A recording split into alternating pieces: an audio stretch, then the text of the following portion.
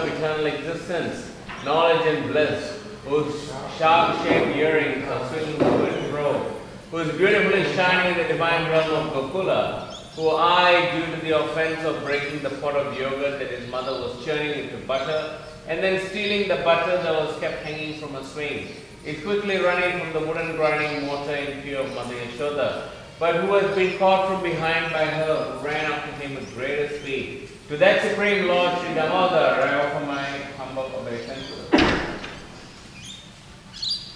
By such child Number 2. Oh, number 4. Seeing the victim taking his mother's hand, he is crying and rubbing his eyes again and again with his 2 lotus hands. His eyes are filled with fear, and the necklace of pearls around his neck, which is marked with 3 lines like a conch, is shaking because of his quick breathing due to crying. To that, this Supreme Lord Sri Damodara, whose belly is bound not with ropes but with his mother's pure love, I offer my humble obeisance.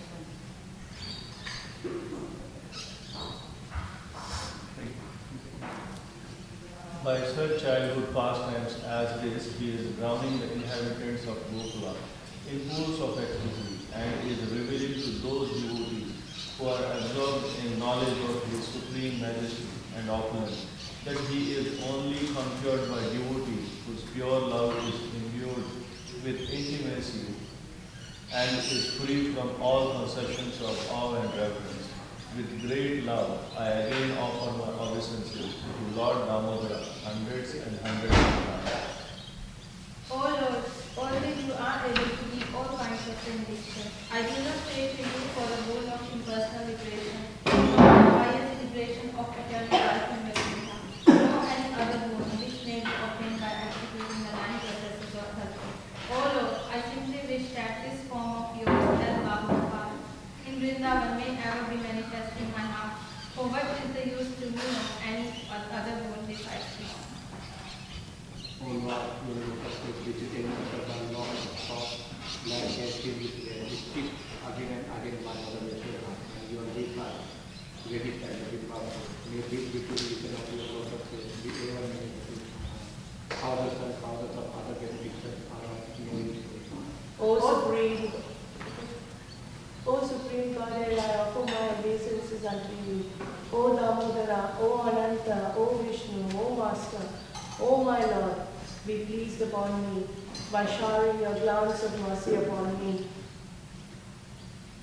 Upon me, deliver this poor ignorant fool who is immersed in an ocean of worldly sorrows and become visible to my eyes. O Lord Damodara, just as the 2 sons of Kuvera were delivered from the curse of Narada, made into great devotees by you, in your form as a baby child to wooden grinding mortar. In the same way, please give to me your whole creation truth. I only long for this and have no desire for any imagination. O Lord Damodara, I first of all offer my obeisances to the brilliantly effulgent flow which binds your belly. I then offer my obeisances to your belly, which is the abode of the entire universe. I humbly bow down to your most beloved Srimati Radharani, and I offer all obeisances to you, the Supreme Lord, who displays unlimited pastime. Jai Shri Radha Damodara Sakam ki, Jai Satyavati Ramuni ki, Jai Gaur Premanande.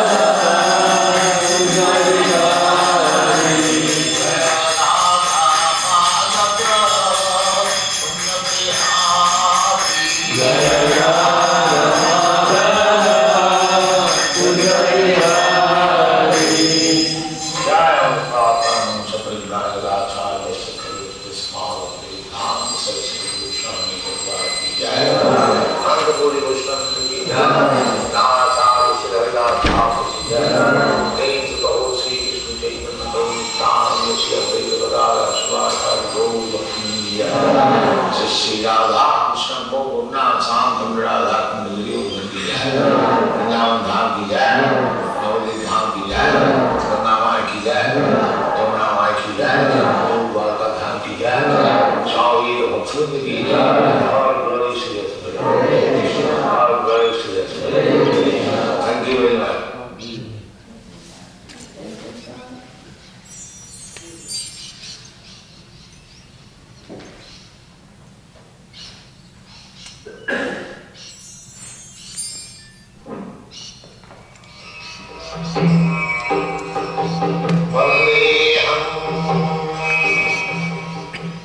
The following is the lecture on Srila Bhaktisiddhanta Sarasvati Prabhupadas Disappearance Day, given by His Divine Grace, A.C. Bhaktivedanta Swami Prabhupada, recorded on 9th December 1968 in Los Angeles.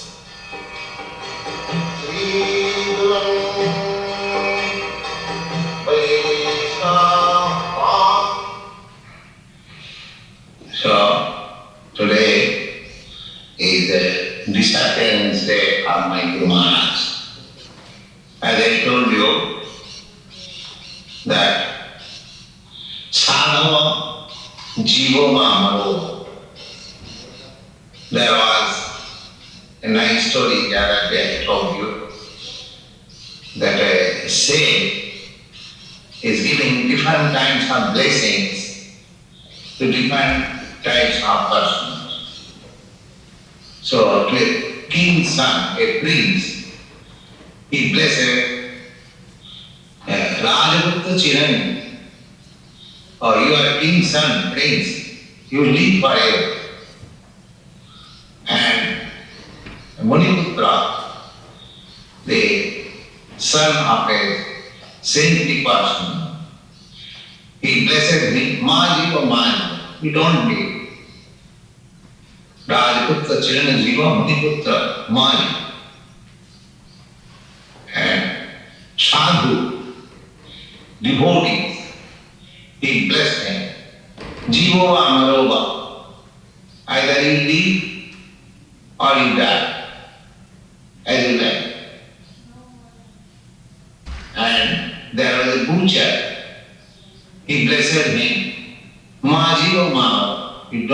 child, don't leave. So these words are very significant that I have already explained. Still I am explaining. The prince is enjoying sense, that's all. He has got enough facility for sense enjoyment. So his next life is Alice. Because if you indulge in sex life, then Krishna will give you facility to have sex life 3 times in an hour. Just like the pigeons, the monkeys, the sparrows, they are very sexually strong. We have seen it. So the facility is given. So princely order, that after sense enjoyment. So he is blessed that better he live forever, because after your death, you do not know what is going to happen to you. You are going to get a hellish life. Better you live for some time. Go on with your enjoyment. And Muniputra Mahajiva, Brahmachari, working under the guidance and the strict disciplinary guidance of his spiritual master, he is blessed Mahajiva. Then you better die, because you are so trained to enter into the kingdom of God. So why should you take so much trouble? Better you die and go back to God. Mahajiva. And a devotee is blessed. Jivo Maharova, my dear devotee, either you live or die, the same.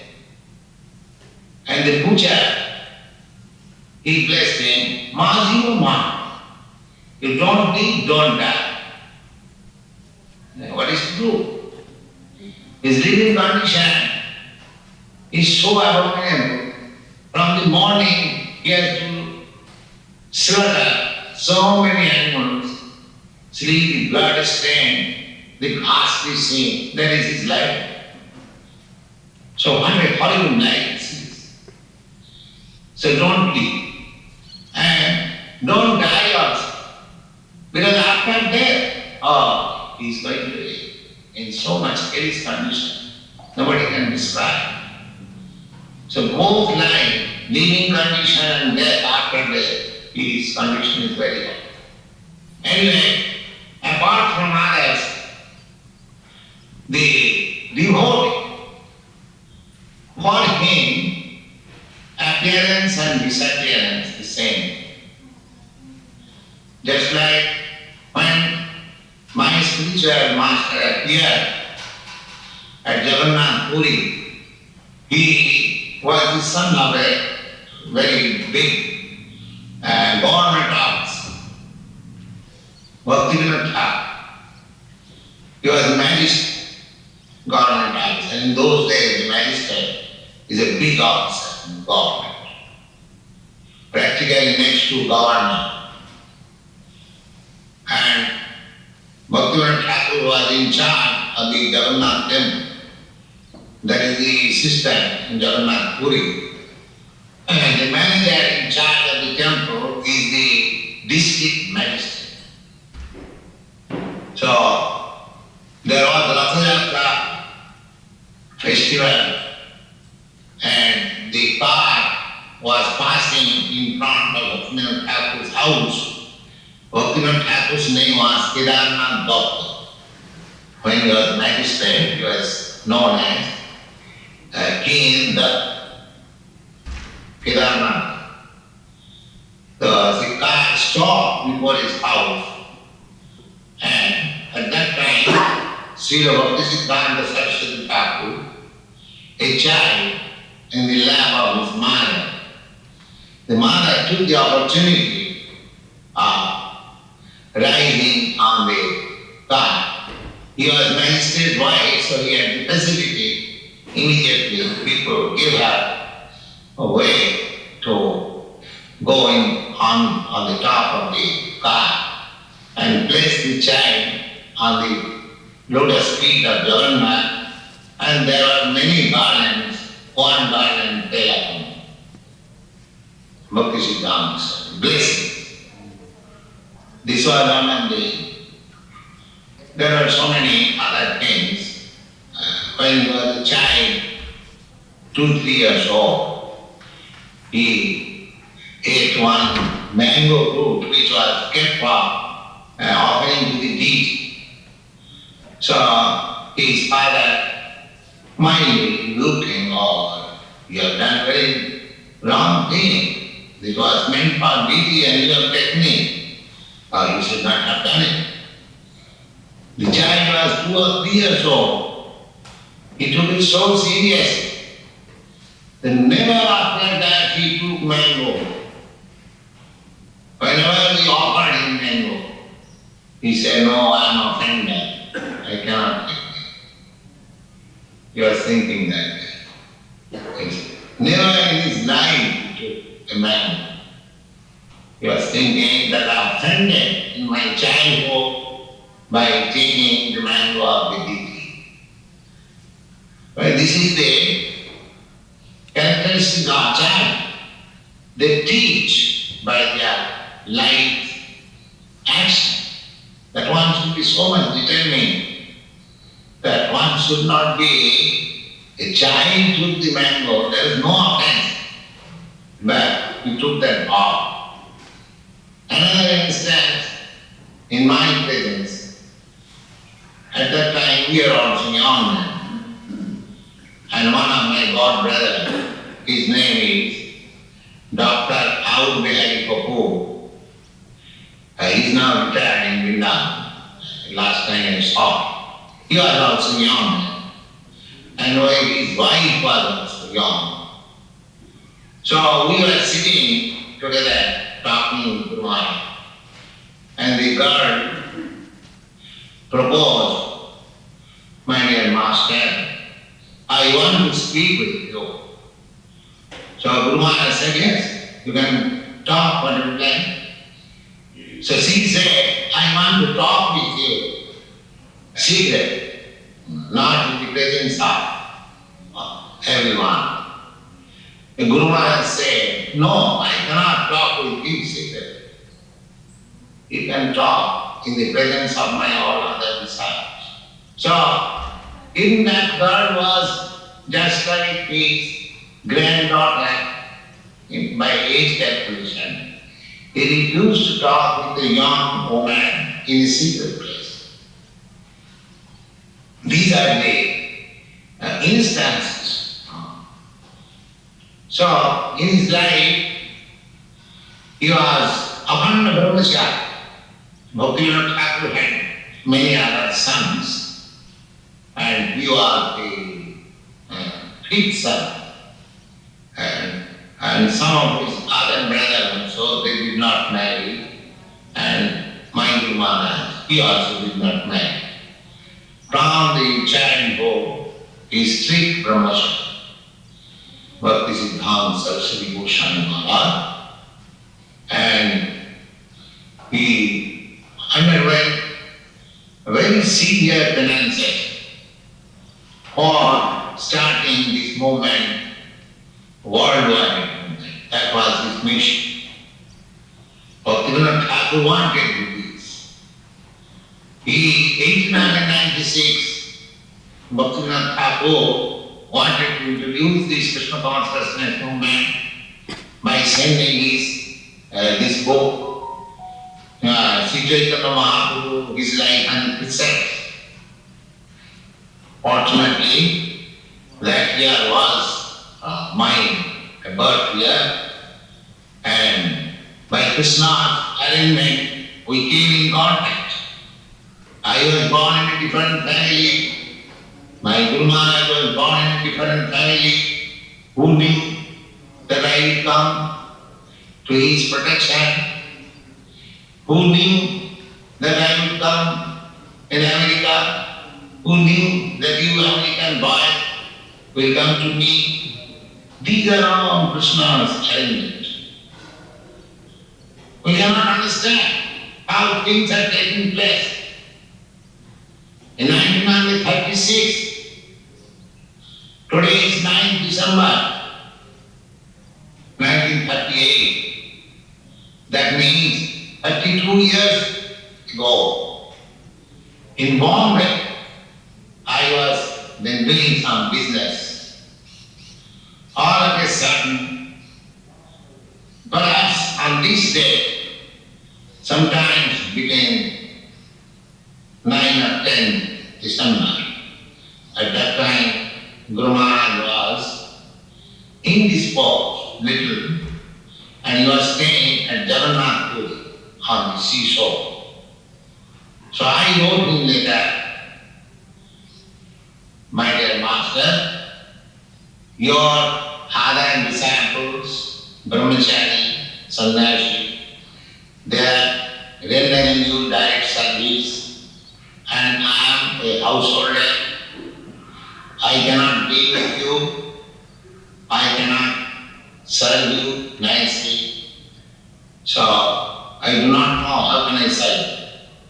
Simply an idea, I was thinking of serving things. How can I serve him serious?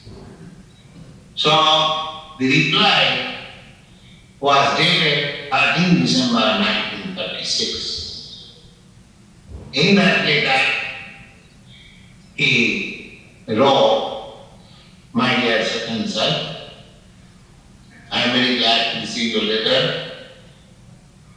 I think you should try to push our movement in English. That was his writing.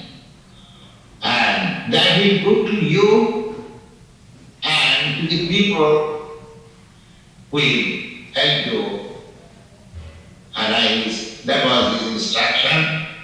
And then in 1936, on the 31st December, that means just after writing this letter, a fortnight before his departure, he passed.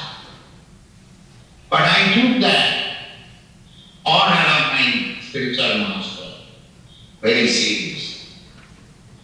But I did not think that I will have to do such and such thing. I was at that time a householder. But this is the arrangement of Krishna. If we strictly try to serve the spiritual master, his order, then Krishna will give us all facilities. That is the secret. Although there was no possibility, I never thought, but I took it little seriously by studying a commentary by Vishwanath Chakravarti Thakur on the Bhagavad Gita. In the Bhagavad Gita, the verse, Bhavashatmika Uddhi Reya Purnanam. In connection with that verse, Vishwanath Chakravarti Thakur gives his commentary that we should take up the words from the spiritual master as our life and soul. We should try to carry out the instruction, the specific instruction of the spiritual master, very rigid, without caring for our personal benefit or loss. So, I tried a little bit in that spirit. So he has given me all facilities to serve me. Things have come to this state that in this old day I have come to your country and you are also taking this moment seriously, trying to understand it. We have got some books now, so there is little foothold of this movement. Now on this occasion of my spiritual master's departure, as I am trying to execute his will, similarly I shall also request you to execute the same order through might be. I am an old man. I can also pass away at any moment. That is nature's law. Nobody can check it. So that is not very astonishing. But my appeal to you on this auspicious day of departure of my mother, that at least to some extent you have understood the essence of Krishna consciousness movement. You should try to push it on. People are suffering for want of this consciousness. As we daily pray about devotees, Vancha kalpatarudhasya kripa sindhu bhaivacha patitanam pavanibhyo vaishnavibhyo namo namo. A Vaishnava, a devotee of Lord, his life is dedicated for the benefit of the people. You know, most of you belong to Christian community. How Lord Jesus Christ, He says that for your sinful activities, He has sacrificed. That is the determination of the devotee of Lord. They don't care for personal comforts because they love Krishna or God. Therefore they love all living entities because all living entities are in relationship with Krishna. So, similarly, you should love this Krishna consciousness. Movement means to become Vaishnava and feel for the suffering human. But to feel for the suffering humanity, there are different angles of vision. Somebody is thinking of the suffering of the humanity from bodily conception of life. Somebody is trying to open a hospital to give a relief to the disease condition. Somebody is trying to distribute food stuff in poverty-stricken countries or places. These things are certainly very nice, but actual suffering of the humanity is due to lack of Krishna consciousness. These bodily suffering, they are temporary, neither they can be checked by the laws of nature. Suppose if you give some distribution of food stuff in some poverty-stricken country, that does not mean that this help makes solution of the whole problem. The real beneficial work is to invoke every person to Krishna consciousness. As soon as he comes to Krishna consciousness, the same example as I have given several times, that a rich man's son is loitering in the street, forgetting his father's opulence and property. And somebody out of sympathy giving him some food. But other person comes to him and says, "Oh, my dear father, I know you are the son of such and such rich man. Why you are not in the street? Come on, I shall take you to your father." So, that gentleman takes that lottery, God to his father. The father is glad, and the boy inherits his father's property, and his whole problem of life becomes solved. This is a crude example. Similarly, all living entities, they are loitering within this universe in different bodies, in different planets, and from time immemorial, without knowing that he belongs to the kingdom of God. He is the direct son of Krishna and God. Krishna is the proprietor of everything and he can enjoy his father's property, and these problems of material condition life automatically solve. Just like if you become a rich man, if you can possess millions of dollars, then your poverty is automatically solved. Similarly, if you become Krishna conscious, if you act in that way, then all other problems in material condition life solve. So this is such a nice moment. Ahankara sarupadi brahma pashyami masi. May Bhagavad Gita say, the Lord said, people's sufferings are due to his sinful activities. Ignorance. Ignorance is the cause of sinful activity. Just like a man does not know. Suppose a foreigner like me comes in America and he does not know.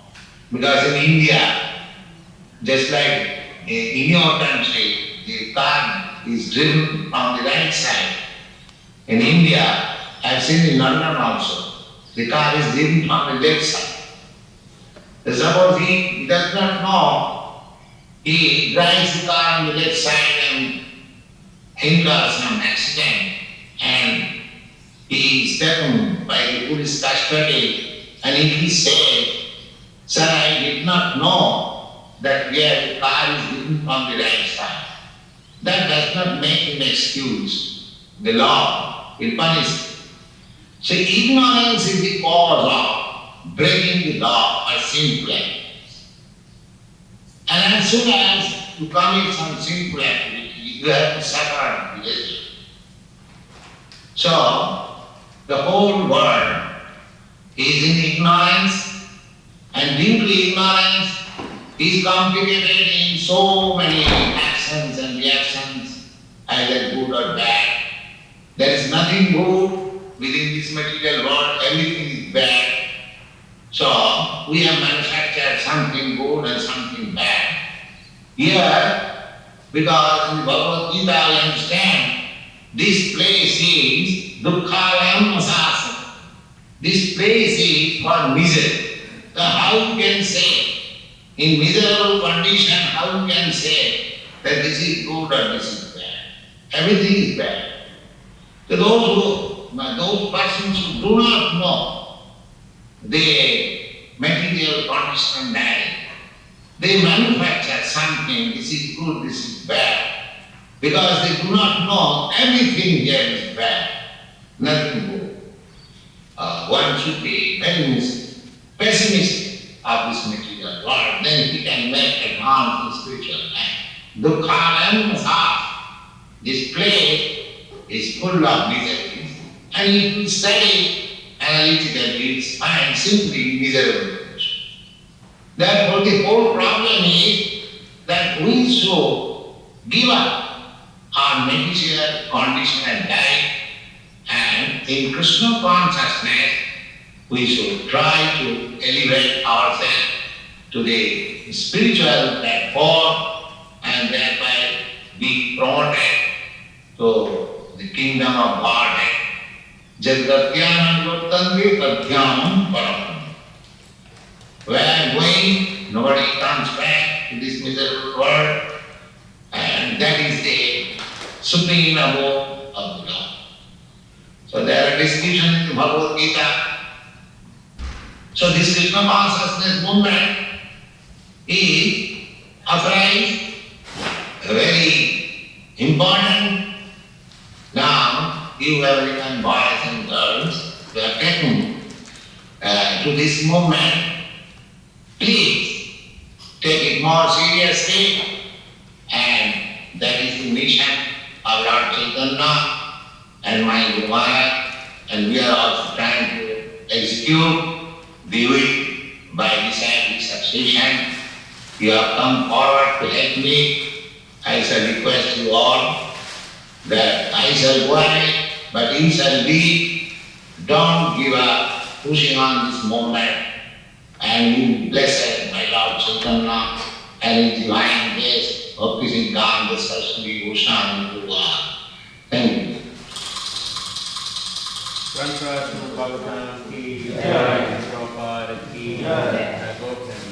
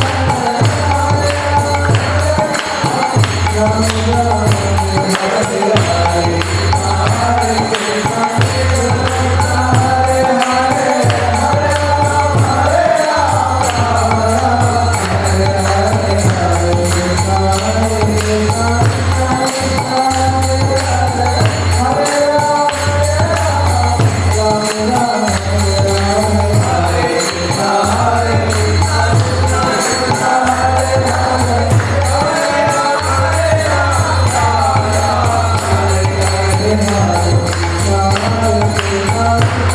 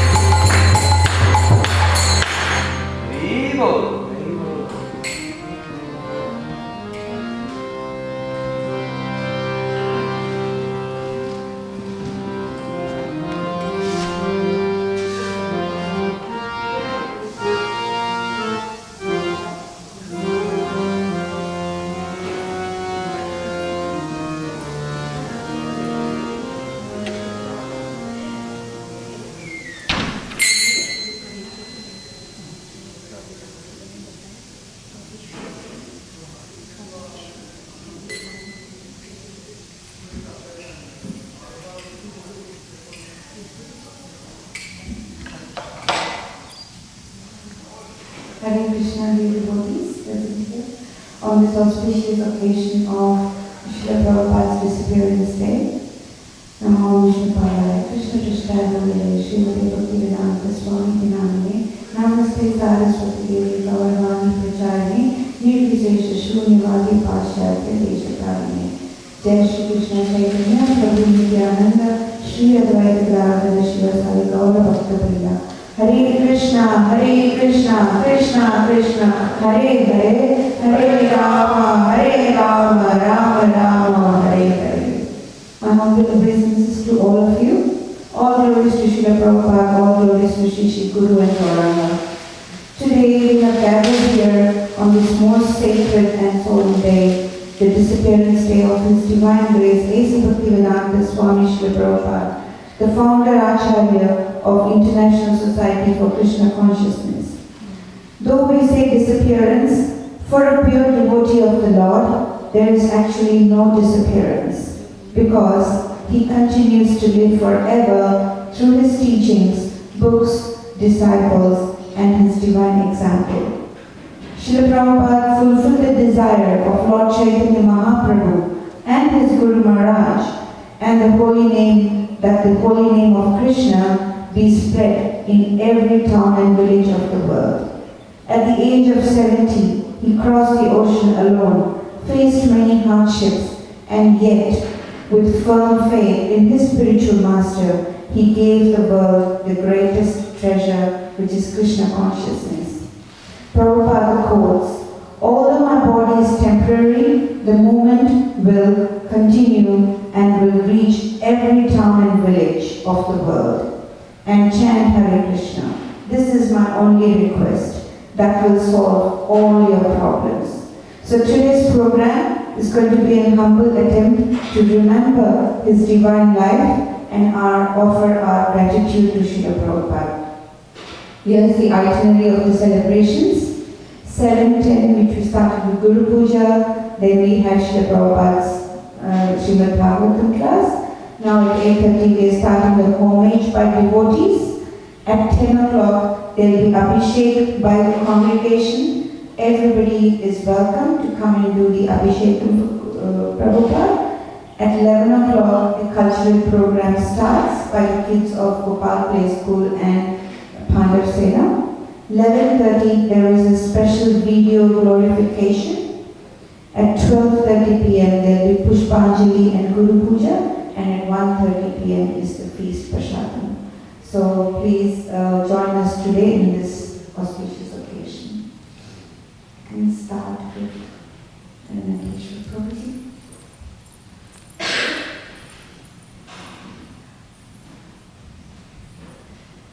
Hare Krishna everyone.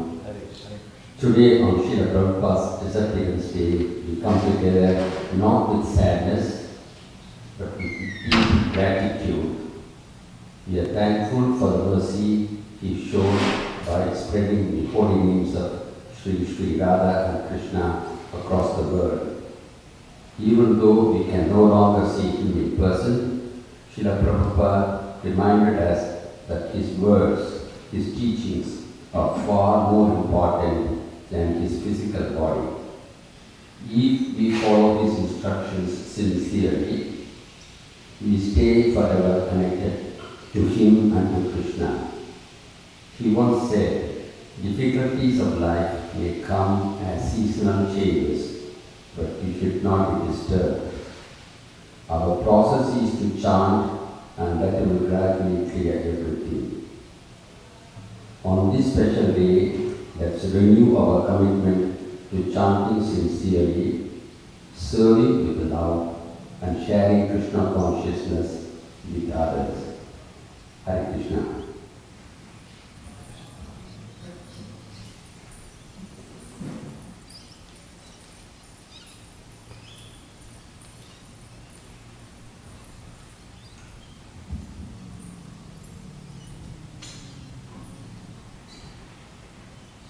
Hare Krishna. This Kartik month and Deepavali, with all the light shining everywhere in the opposite land, Srila Prabhupada's light continues to shine through his books, his disciples, and all who practice Krishna consciousness. May we always be loving guidance and remember that He is leading us home to Krishna. This auspicious day, all glories to Srila Prabhupada. Srila Prabhupada.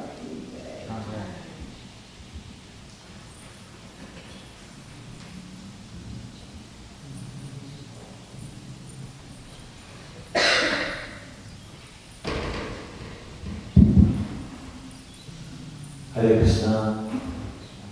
Namo Vishnupadaya Krishna Psthaya Purigare Srimate Bhakti Vedanta Swami Dinamne Namaste Saraswati Devi Gaurvani Chalini Vishesh Shunyavadi Ashtavi Desari Jai Shri Krishna Chaitanya Prabhu Nityananda Shri Dvaita Shivasati Gaur Bhaktinda Hare Krishna Krishna Krishna Hare Hare Rama Rama Hare Om Jnana Bhimasa Jnana Shlakaya Chakshurmilitamena Tasmai Shri Guruve Namaha.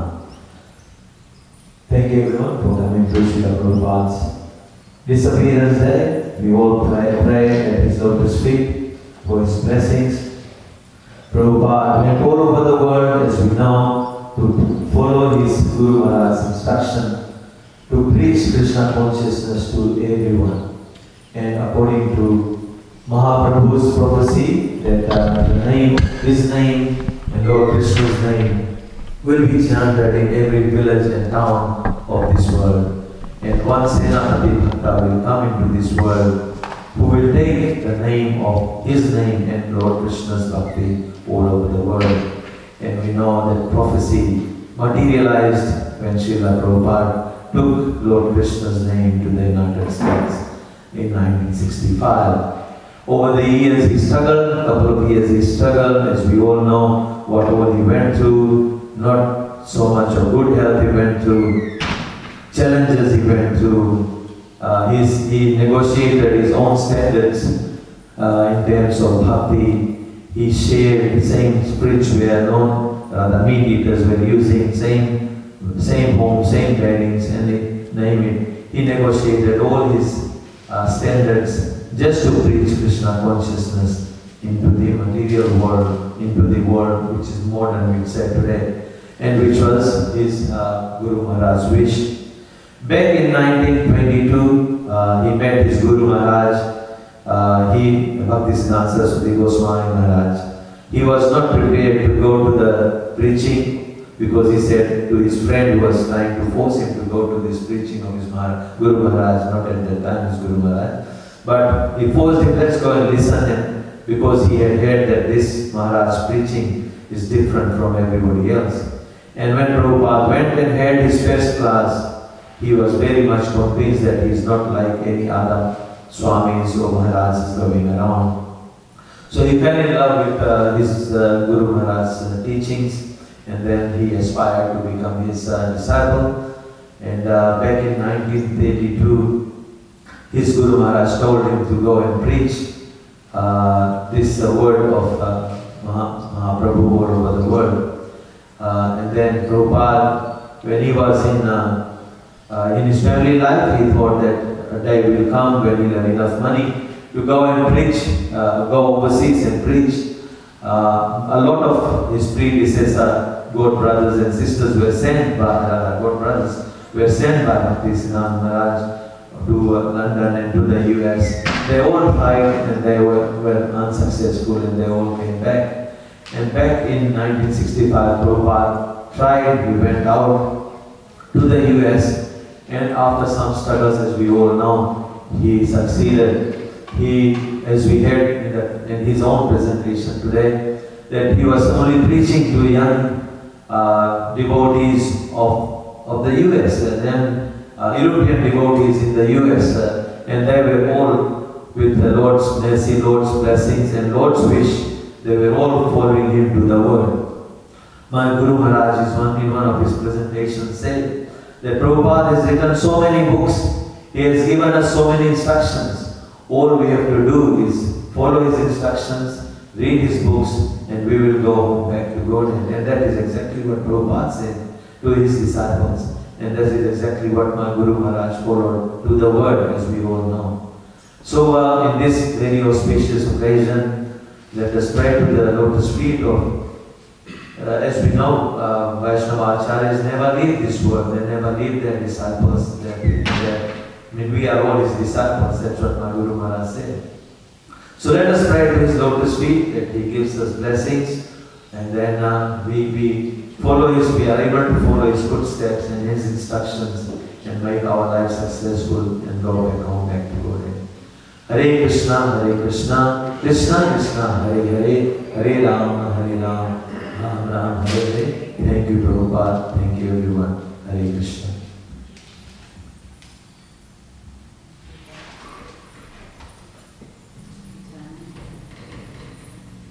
Hare Krishna, Namo Vishnu Padaya Krishna Pashkar Bhuttanishma Bhaktivedanta Swami Nityanam.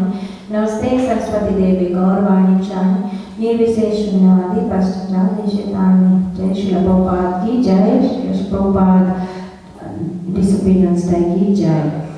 I was going through preparation for today. I found Srila Gurudev's message for Srila Prabhupada, and I thought of sharing this with you because he was a very good, not good disciple, one of the senior most disciples of Srila Prabhupada. So let's see what our Maharaj has to say about Srila Prabhupada. Srila Prabhupada Ki Jai.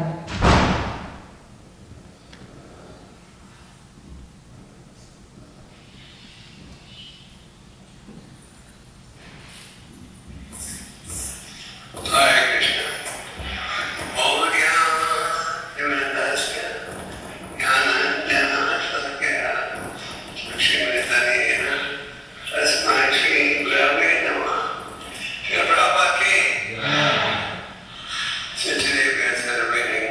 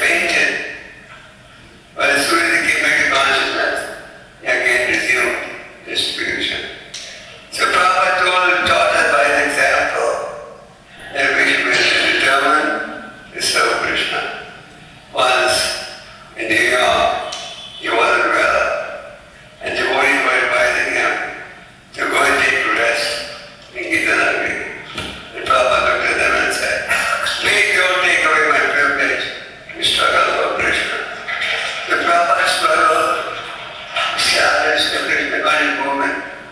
I saw that in Bombay, after the Hare Krishna land was built, while the Hare Krishna land was being built, Prabhupada was advised for complete rest by the Ayurvedic doctor. For soon as he realized that some people had come for darshan and they're feeling sad that they can't see Swamiji, Prabhupada at once gave them darshan and resumed his preaching. While we were constructing the Hare Krishna land, Prabhupada was living on the fifth floor of the building. And on the ground floor, on the ground, the workers were working, making tick, tick, tick, tick sound. So the morning went to Prabhupada and said, "We hope this sound is not disturbing you." And Prabhupada said, "No, this is kirtan." Because that tick, tick, tick sound was related to construction, to the construction that was going on. So Prabhupada took Krishna consciousness to the whole world. We saw how he went to Russia, which at that time was called the Soviet Union, for 5 days, planted a seed of Krishna consciousness that is continuing to grow. So Prabhupada dedicates the first canto of his Bhagavata to his Guru Maharaj and says, "He lives forever by divine instructions and the followers of him." So Prabhupada is the supreme Shiksha Guru for everyone in this Krishna consciousness movement. Everything we need to know is there in Prabhupada books, letters, darshans, etc. All we need to do is have faith in his instruction and follow his instruction. And if we do that, we make spiritual success. Prabhupada's fame is continuing to expand. Recently, we received a letter from the President of India praising ISKCON.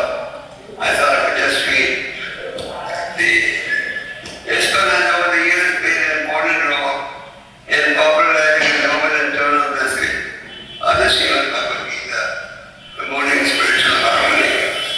If today the Bhagavad Gita is printed in millions of copies, in scores of Indian languages, and distributed all over the world, the credit for this great service goes chiefly to ISKCON. I congratulate ISKCON for this effort to highlight and propagate the timeless teaching of Lord Krishna across the world. I also pay humble tribute to the contributions of His Divine Grace, A.C. Bhaktivedanta Swami Prabhupada.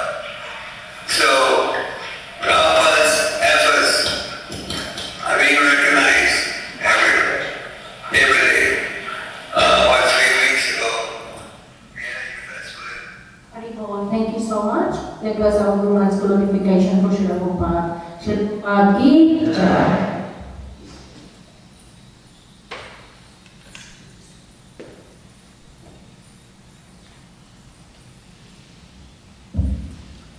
Namo Vishnu Krishna Prestha Bhakti Bhaktivedanta Swami Namaste Namaste Saraswati Devi Gauravani Pracharya Nirvisi Shishunimani Pascharya Krishna. Dear Prabhupada, how can we ever repay you for the gift of Krishna consciousness you've given us? Throughout your life, you worked tirelessly for spreading the message of Chaitanya Mahaprabhu, and you established the Krishna consciousness movement very late in life, so that we can start our Krishna consciousness very early in our lives. How can we ever repay you for the gift of Krishna consciousness you've given us? You are undergoing so many difficulties, obstacles, and health issues in your life, so that we may not face the same kind of difficulties in our Krishna consciousness journey. How can we ever repay you for the gift of Krishna consciousness given us? You studied several scriptures systematically with reference to commentaries by various acharyas, and then compiled Bhagavad Gita as it is and Srimad Bhagavatam, so that we don't have to read all the scriptures ourselves. We just have to read your purpose and understand the science of bhakti. How can we ever repay you for the gift of Krishna consciousness given us? You hardly slept 2 to 3 hours a night, very often translating Srimad Bhagavatam and Chaitanya Charitamrita. so that we can simply the Krishna boat and get a good night's sleep. How can we ever repay for the gift of Krishna consciousness given us? You started a journey in Bombay, New York, which is not an ideal place for a pure devotee to live. The place was filled with most fallen people, but by your association they became pure Vaishnavas. So you have shown us we no longer need to live in this miserable material world. You have also shown us that we, as fallen souls, have also a chance to become pure and spiritual beings simply by associating with their books and lectures. How can we ever repay for the gift of Krishna consciousness given us? I don't think so. That is not possible in this life and several others to come. But we can make an effort. The only way you can repay anything at all is by chanting our rounds attentively. Read your book systematically, cooperate with each other, and most importantly, spread the message of Chaitanya Prabhu to everyone we know. We simply cannot comprehend the fact that given us the most confidential knowledge of Krishna consciousness, the most unqualified people. They've given us the position of Vaishnavas, the most fallen souls. It is only because of your inconceivable mercy on us. Thank you, Srila Prabhupada, for everything given us. So sorry that I have not been your ideal grand disciple, but I'm trying and will continue trying to inspire you. Thank you, Srila Prabhupada. Srila Prabhupada, Jai.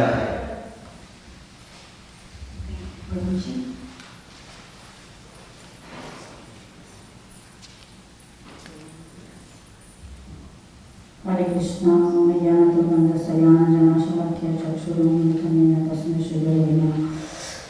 Hare Krishna to all of you, and this is a special occasion for all of us.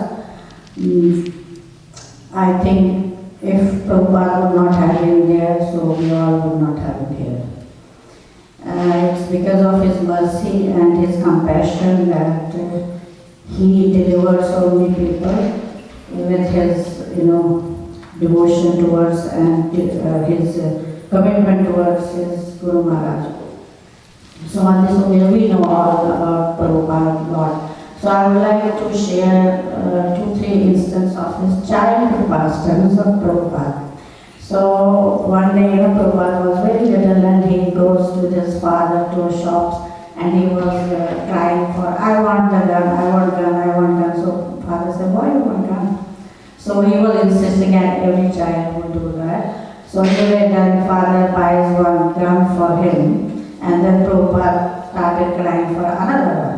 I want one more. So father said, I have already given you one, why you want another one? So Prabhupada says, I want for both of my hands, I want 2 guns for each hand.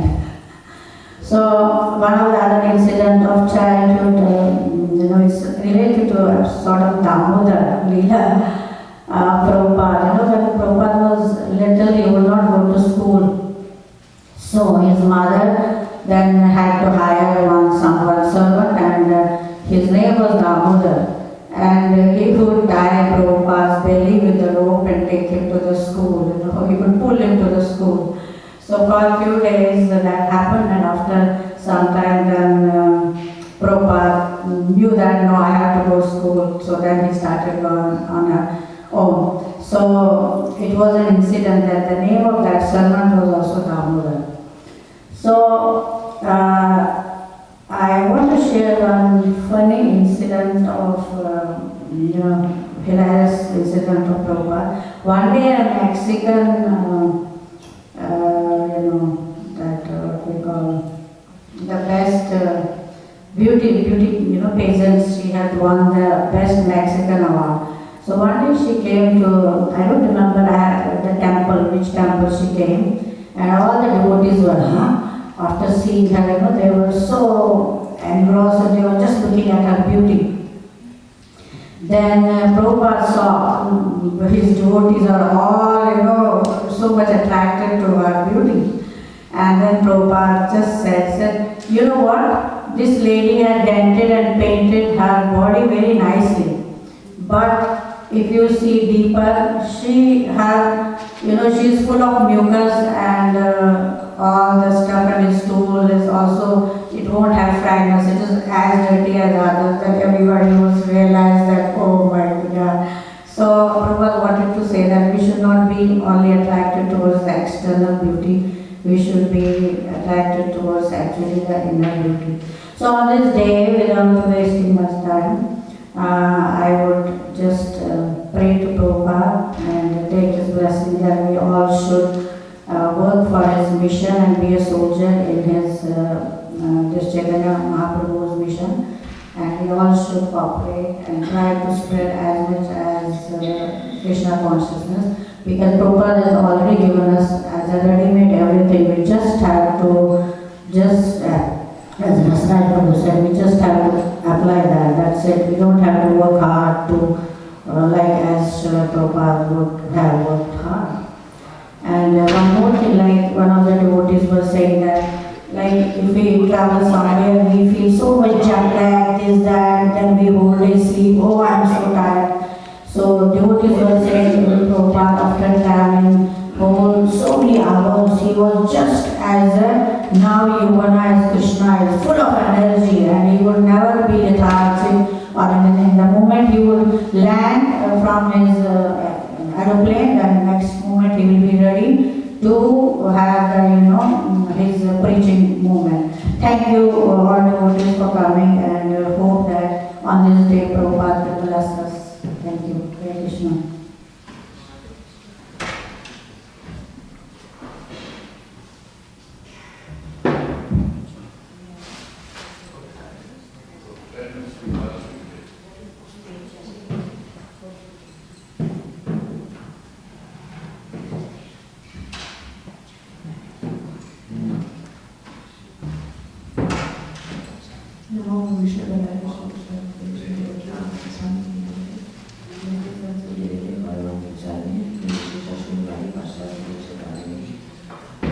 My dearest Srila Prabhupada, I have so much to be grateful for and my heart overflows with thankfulness to you. Thank you for descending into this material world out of your boundless compassion to save all of us fallen souls. Thank you for establishing International Society for Krishna Consciousness, through which millions have found shelter, purpose, a path back to Krishna. Thank you for giving us my beloved Guru Maharaj, through whom your mercy continues to flow even today.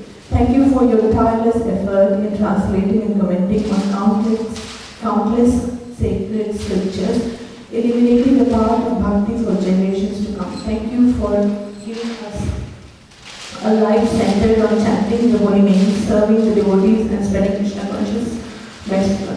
Krishna's messages to every corner of the world. Thank you for showing by your personal example how to live a life of simplicity, humility, and complete surrender to Krishna's will. Thank you for giving us the beautiful temples, festivals, and deities that allow us to serve and remember Krishna daily. Thank you for uniting people from all backgrounds and all over the world under one spiritual family, teaching us that love of God is the true bond between all beings. Thank you for your books, which are living instruction, every word full of your mercy and presence. Thank you for giving meaning, direction, and joy to all of us.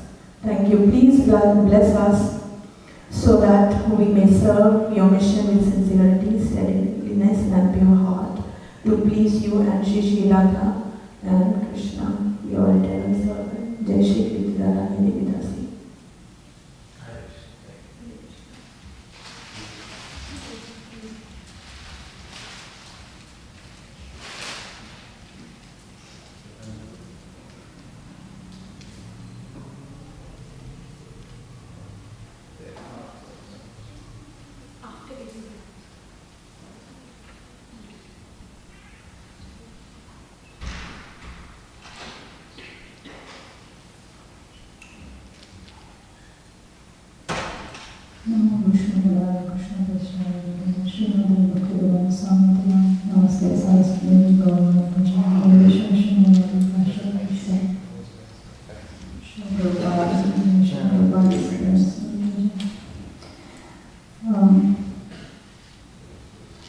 So this is about Prabhupada's really fierce nature.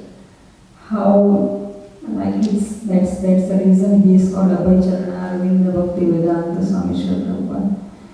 So in 1965, when he was preparing to leave Calcutta, So that time his god brothers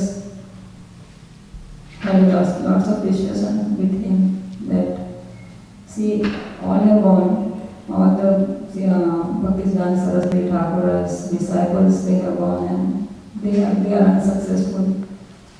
So you might not make them Vaishnava. So this Western world cannot be converted, it's very difficult. And then Sri Prabhupada's disciple, Siddhanta Prabhu, he mentions that fortunately for us, we had ignored them. And then Prabhupada laughed and said, so here is the result, what you are saying now. So, as Prabhupada's purports, beautiful purports in Bhagavad Gita and Bhagavad Gita, he has said in the translation of Sapatam Kirtayanto Mam Vedantashta Dhiravatam Namasyantasya Mam Bhakta Nitya Yukta Upasana. So always chanting my glories and endeavoring with great determination, going down before me, these great souls perpetually worship me with devotion. So this has each and every, he teaches from his example, his acharya. And one more incident is start of ISKCON Press, which is a precursor to Bhaktivedanta Book Trust. So many of Prabhupada's disciples, they were beautifully trying their life and soul in printing these books, and so that was a beginning of ISKCON Press. So the incidents I would like to describe. So suddenly the door opened, side door opened, and to their surprise, they saw Swamiji looking at them. They felt an unexpected flush of emotion and love for him, and they dropped down on their knees, bowing their heads to the floor. Prabhupada walked down the row of pages, his hand and wrist extending gracefully from the folds of his shawl. As he touched the stack of pages and then a finished magazine, Sri Prabhupada said, he gave this name ISKCON Press. He said, just say. So, when we try to endeavor something, Guru Parampara watches. They start really watching on us for our endeavor. And the little bit of service you only do at their lotus feet will be remembered eternally. Swalpamapyasya dharmasya trayate mahato bhaya. A little bit of advancement on this path can protect one from the most dangerous type of fear. Sri Prabhupada, please bless us to take Harinam, good distribution and preaching as our life and soul amidst of all worldly impediments. Your servants, Aishwarya Ishwari Devi Dasi, Virajani, and Hare Krishna.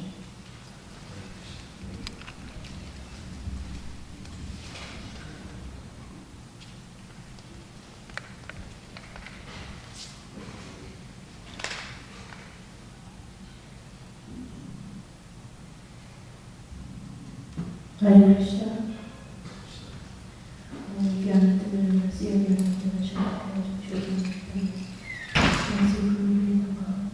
Shri Prabhupada ki jai. What would our lives be without Shri Prabhupada?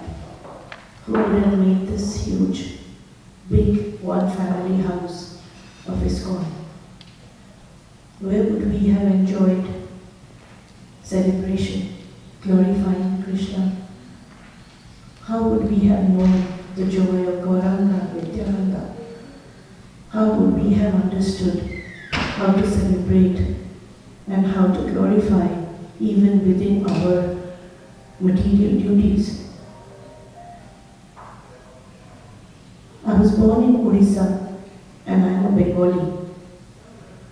I remember one day when I was very small, a grand aunt who was a Vaishnavi, and she was relegated in an 11-room house. She was relegated to one room, and she had this beautiful stature of Vaishnavi pride that she was serving God died. And why is she in one room? And my mother said that because she didn't want to be with everyone, but she wanted everyone to come to her. Later on, as I grew up, and I saw Srila Prabhupada's picture in Vrindavan, cooking, and all the austerities that he would do, I kind of remembered that grandma. And then I could understand what Srila Prabhupada had done. He had brought out the whole Vaishnava community out into the world. And how merciful that he followed his Guru Parampara to this extent that we cannot even imagine. I'm so thankful to Srila Prabhupada that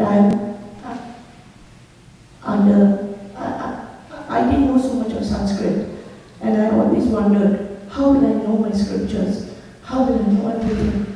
And then Srila Prabhupada's books have been helping, and now I'm consciously trying to study them properly with your mercy, because without your mercy that is flowing down through my Guru Maharaj, His Holiness Jayaprakash Swami Guru Maharaj, who without his mercy that is and his dedication towards you, how would you be able to be here right now without the help of this Mataji here next to me, who kindly said yesterday, do you want to come in the morning? I said, yes, please.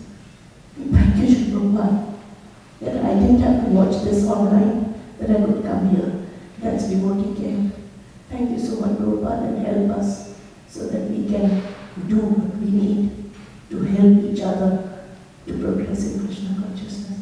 Hare Krishna.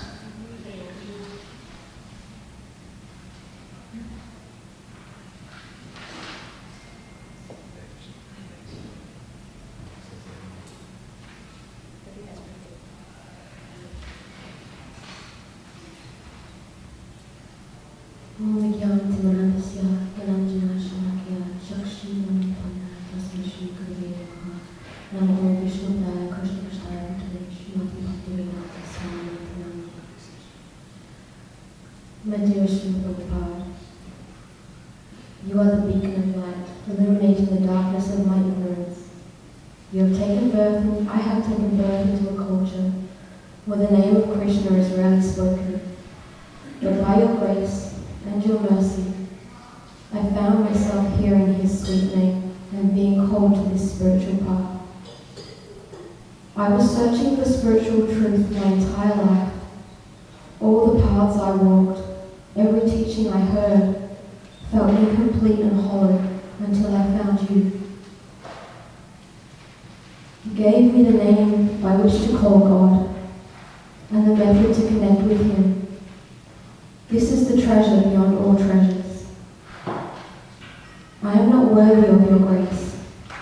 I am not qualified to hear your nectar. But you are so merciful that you shower it upon me every time I hear you speak or read your books. Words cannot express the great debt of gratitude I owe to you, and it can never be repaid even in a million lifetimes. I pray that I may do something in this life that is pleasing to you, for that would be the perfection of my existence. Please bless me that I may humbly serve the Vaishnavas, which are the jewels of your heart. As Yamuna Devi Dasi so beautifully expressed on so many occasions, what will please Srila Prabhupada? This will please Srila Prabhupada. May I follow her example, and may this question remain alive in my heart forever. May I remember your lotus feet at every moment, and may my thoughts, words, and actions become offerings of love to you. Your eternal servant, Shri.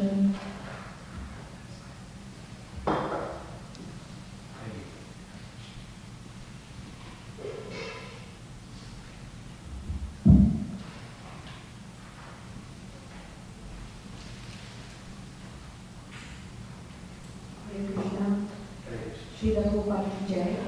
Sorry, I'm not worthy of expressing such.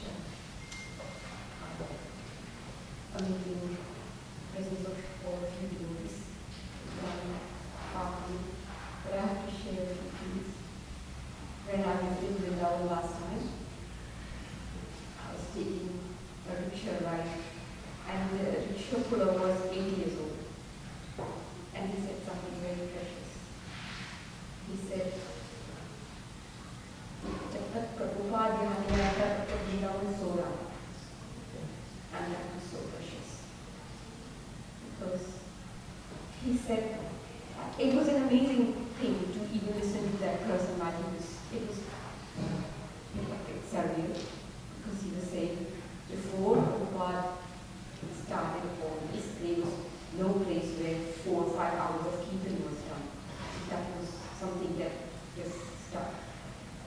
And I think that one of the biggest blessings of Dr. Vinay is the discipline that Sri Prabhupada has brought into us. I'm just looking at you all and learning, and I'm really poor in that area, but I think the most important part that he has brought into our lives is the discipline he brings in Krishna consciousness. And I think I was listening to one of the people when we were in the other hall still, and the most important message from Sri Prabhupada is to tolerate and avoid, because at the best of times it's impossible to understand someone else's point of view. So I'm extremely grateful to be in your company and to celebrate this day. And sorry that I'm not worthy of talking, but I still wanted to share something. Thank you.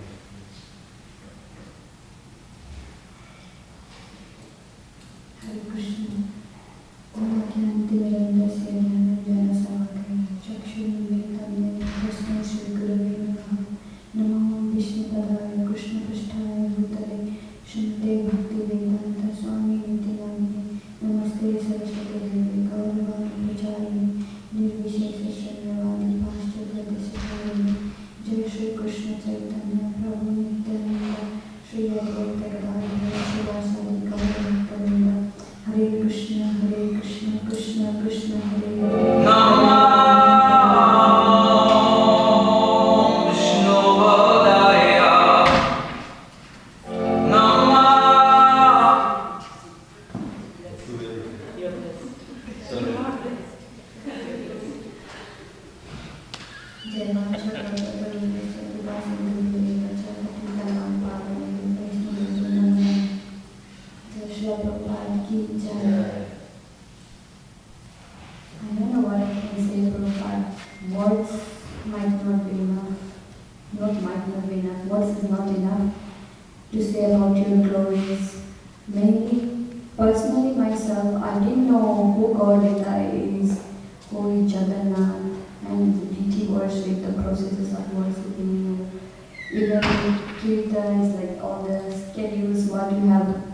Given especially from attending Mangala Arati until Bhagavatam.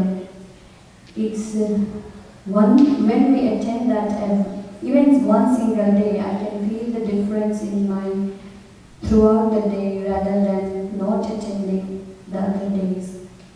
And especially the books you have given us, and in one of the lecture or somewhere you mentioned, when somebody asked you, Prabhupada, what will happen to ISKCON when you go? And Prabhupada said, I will never leave ISKCON, I will be forever in my books. And reading your books, hearing in one of the lectures of Amrita Prabhu, he was mentioning how to write, when we are reading, before reading we should read dear yourself, whoever you are, and at the end, your ever will be served, Srila Prabhupada. And it really feels like Prabhupada is personally talking to us. He's present there when we are reading books. And His mercy, especially by your mercy, I get an opportunity to be with devotees, which is, I can't explain in words how much blessed and grateful I am. And going out in Harinam, especially looking at the people and how compassionate you are to all of us. When we go outside in the material world, I think it was in the earlier lecture or somewhere I forgot, you were mentioning about instead of looking after the material body, we should be worrying about their soul, which we all are like lacking Krishna consciousness, and always remembering Krishna and never forgetting Krishna. Only by your mercy, being in association of devotees, doing devotional services, we get to remember Krishna. I just remember one incident yesterday. We were going for Harinam and I was talking to Chaitanya Mataji. It was all material stuffs, like just household stuffs. We were talking, how is everything going? And Shah Prabhu was there and he just told us like, Mataji, what are you talking? And I said, oh sorry Prabhu, we were just talking the household stuffs. And he was just reminding us, at least during the Kartik times, try to remember Krishna as much as you can. So, only by your mercy we get to have an association of devotees where they can remind us always of Krishna. Because when we are alone, our mind is always like distracting us. Okay, that's fine. Do your chanting, maybe not now, do this now, or sleep now, maybe your body needs rest, maybe just go talk, do this, do that. So mind is always distracting, but having your association through the books, engaging in devotional service and having all the devotees association, we get to always remember Krishna. And without your mercy, I would not have known that deeply. I even know now I don't know anything much about Krishna consciousness. I just know surfacely a little bit, still trying to learn and trying to be a devotee. And by your mercy, I'm going to have my Guru Maharaj, His Holiness Prabhupada Swami Guru Maharaj, who is always guiding through his instructions as well. Many times, like, there is some material problems as well I get worried about, and I hesitate to share with other people. But the inside instinct tells me something, and somehow that day Prabhupada will quote something and Guru Maharaj will quote something, which really helps me, like it solves that problem. There was I think that day, Almini Mataji was sharing one story about one of the Prabhupada disciples. He went there to Prabhupada and he said, Prabhupada, I really need to talk to you. And then Prabhupada said, okay, after Mangalarti, I will talk to you. And then after Mangalarti, then chanting, and after, he said, after Darshanarti, I will talk to you. And after Darshanarti, the Bhagavatam class, after Bhagavatam class, I will talk to you. And then there was different sevas, and he couldn't talk. And after the Sandhya Arati time, the Prabhupada asked him like, okay, come, I will talk to you now. And then he said, oh, I got answers of all my questions, which I personally have experienced many times as well. Like I have many questions, I want to talk to someone, but I find it harder to explain. But by the end of the day, somehow Krishna's mercy and your blessings, Prabhupada, I get answers to all of my questions. I am forever grateful to have your mercy and blessings, to get to know Krishna consciousness and have devotees, get to do devotional service. Prabhupada, please bless me so that I can always be engaged in devotional service and remember Krishna. Jai Shri Prabhupada ki Jai.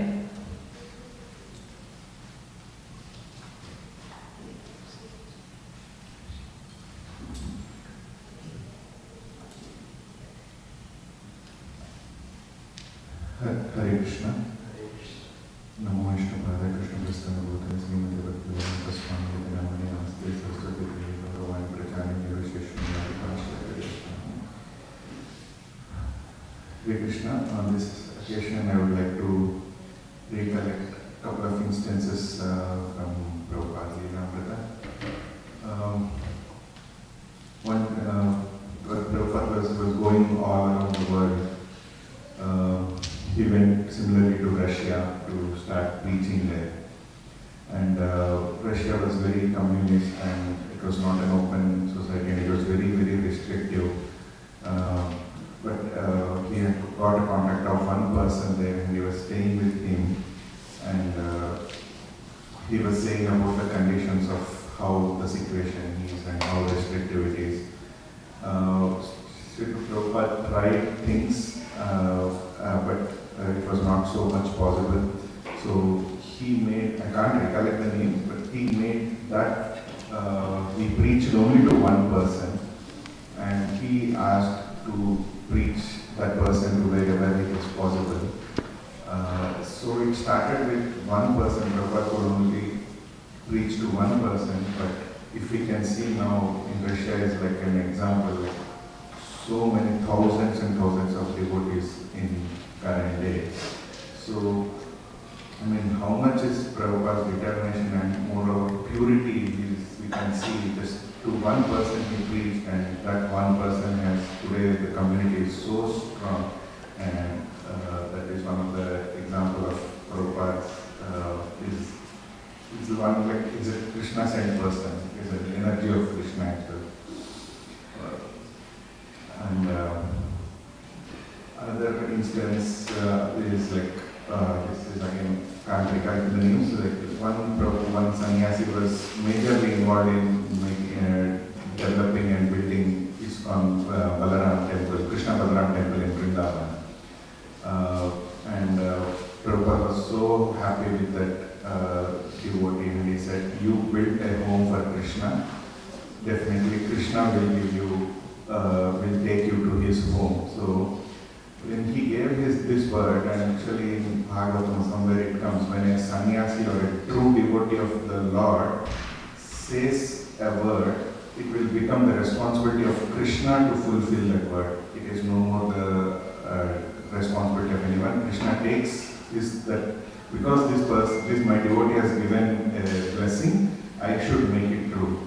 So this devotee who has built this temple, due to some reasons he was a bit away with the movement, but still when he was away, not much into it. They were doing some celebrations, I mean some anniversary celebrations of the temple. So they have invited this Prabhu to, because they were involved heavily in constructing, so they invited him to Vrindavan again. So when the Prabhu came to Vrindavan, suddenly something happened and he left his body. So it is said that whoever passes away in a holy dham like Vrindavan, they are rest assured to reach Golok Vrindavan. So this is an example when other thing like Prabhupada said, Krishna will take you to his home because you have built his home. Even though he was away from Vrindavan, but when time has come, Krishna has brought the devotee to Vrindavan and ensured he passed away there, so that making the words of Prabhupada coming true. So this is how pure devotee Prabhupada is. So Prabhupada, please to bless me and everyone to give more determination and strength in serving your mission. Thank you.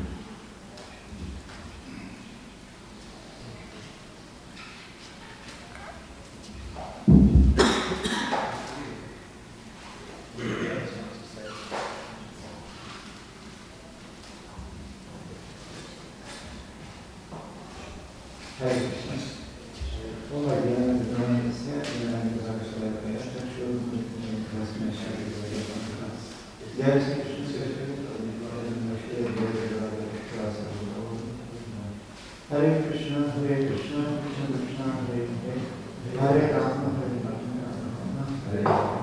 Krishna Krishna, Srimati Bhaktivedanta Swami Name, Namaste Saraswati Devi Bhagavad Gita, Devi Shreshtha Srimati Ashwata Devisha Hare.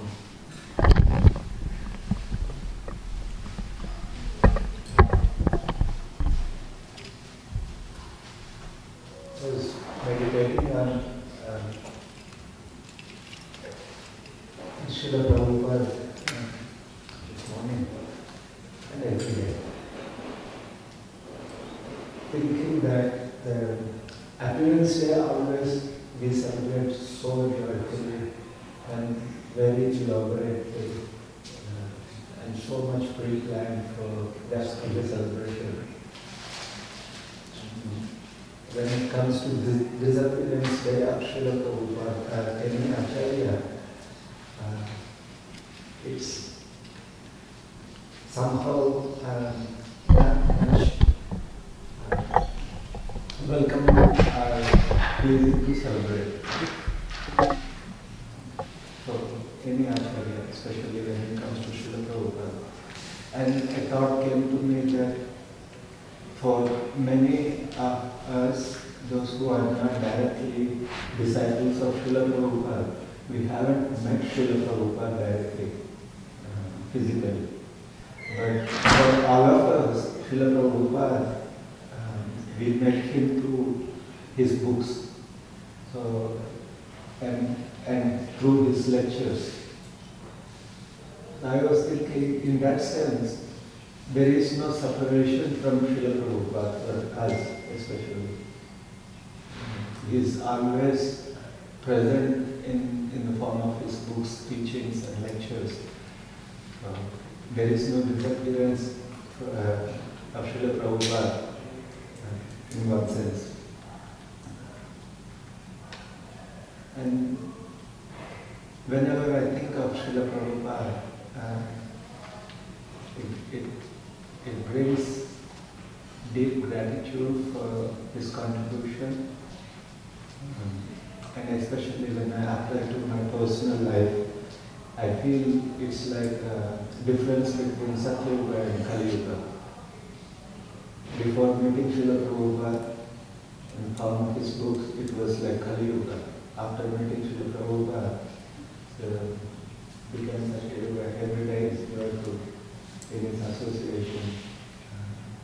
One time we have a youth gathering, personal darshan with His Grace Gurujan Prabhu. Many of you know, he wrote My Glorious Master book about Srila Prabhupada memories.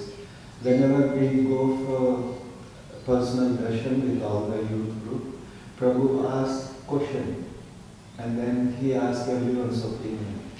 So once he asked a question, what do you like in Krishna consciousness? Everyone was telling Prasadam, Kirtan, association of devotees, deities. And so Prabhu was appreciating and asking, what do you like? Do you like Prasadam in terms of taste, in terms of opulence? And then when it comes to Kirtan, do you like Kirtan as instruments played well and the singer singing very good? Deity, do you like the particular way of dressing? Then I was thinking it's actually everything is happening just because of one person. So I told Prabhu that I like the Krishna consciousness, Srila Prabhupada. So without him, there is no ISKCON, there is no Kirtan, there is no Prasadam, and actually nothing exists in devotee's life. So we are very much indebted to Srila Prabhupada, not just as a Samsthapak Acharya, but also a preeminent Siksha Guru of every one of us. So that position is non-replaceable with anyone. So, and Prabhupada boldly mentions in his books and in the conversation, Prabhupada, actually it was morning walk, Prabhupada says that by chance all the devotees fall down and there was all the temples were shut down. If somehow or somewhere a person gets his book, the whole movement can be restarted again. So that's the potency of Srila Prabhupada books. We also have to be very mindful of taking Siksha, because this internet age, lectures are available, freely available from different so-called gurus, different sampradayas, and they are very alluring, like hunter's flute to the deer. By attracted by the flute voice, this deer goes and fall victim. Similarly, on the internet, so many lectures are available. The devotees deviate from the chastity that we have for Srila Prabhupada. So we have to be very mindful from where we hear. So as long as we strict and adhere to principles laid by Srila Prabhupada, even in his presence, Srila Prabhupada mentioned, especially in Vrindavan, Prabhupada warned his disciples not to hear from anyone, including his brothers. Because Prabhupada said, any one point, one thing you hear which is different from my teachings, that creates commotion in devotee's life. So that we clearly see these days, many people attracted to many Babas from Vrindavan and how they deviate from the teachings of Srila Prabhupada. So, and for a devotee to constantly in touch with Srila Prabhupada is the best way is to read his books. On his disappearance day, we beg Srila Prabhupada to give more realizations from his books, and it's very important for all of us to be chaste in Srila Prabhupada teachings. So that means any circumstance come, any deviation come in a devotee's life, whatever happens, we don't leave shelter of Srila Prabhupada. In that way, we are always united and connected with Srila Prabhupada. So books are very, very important for us to re-establish connection. So at the moment, we are only, many of us are grand disciples. There will be future great-grand disciples, and then great-great-grand disciples will appear. But all of us will connect, stay together as ISKCON big family if we sincerely study Srila Prabhupada books. Without studying Srila Prabhupada books, there is no way to get out of this world. We may physically have country, we may physically appear as devotee having a tilak, but as long as if you don't take Srila Prabhupada teaching so deeply, and we can use the sense gratification in its true perspective when we read Srila Prabhupada books, take pleasure from Srila Prabhupada teaching. So that's a true sense gratification. So when we indulge in Srila Prabhupada books, there is no separation from Srila Prabhupada. This year was a bit rough year for me in personal. I was expressing this in Srila Prabhupada Vyasa Puja day. Because in last couple of years, I lost my mother, and then previously my father left. That time I was just teenager, but very deeply introspecting what is actually death means. Seeing my father's dead body, but don't know what actually means. Theoretically know that soul is missing, but that inquiry started, ignited that time. But later came to Australia and met devotees, and my first book I read completely is Srila Prabhupada Leelamrita, Bhakti Bhagavad Gita. The first book was Srila Prabhupada Leelamrita, and I was very much fascinated and inspired by Srila Prabhupada for his contribution. And then 2018 I lost my mother, but because of Srila Prabhupada's teachings, I was very confident to take her to Vrindavan, for allowing her to leave her body in Vrindavan. But that was a big shock for me. I was very attached to my mother. And then recently, my sister passed away suddenly. So I was thinking, if I was not a devotee and did not come in contact with Srila Prabhupada, I would have become a drunkard or something to come out. But Srila Prabhupada gave me so much inspiration to take shelter of his books, to take shelter of the temples which he created across the world. So I felt some invisible assurance, or invisible hand helping me to stay connected. So all we have in life, association of devotees, pressure than holy dharms, in-depth teachings, is all because of Srila Prabhupada. And Srila Prabhupada books are for every class of devotee. He may be a new person, brand new person, and he may be trying to advance, or for a person who is completely realized and want to render devotional service in the highest platform of bhakti. So his books are for every class of person. Sadhaka, Ragatmika, and Ragavataka, all. So we don't have to, are not missing anything in Srila Prabhupada's teachings.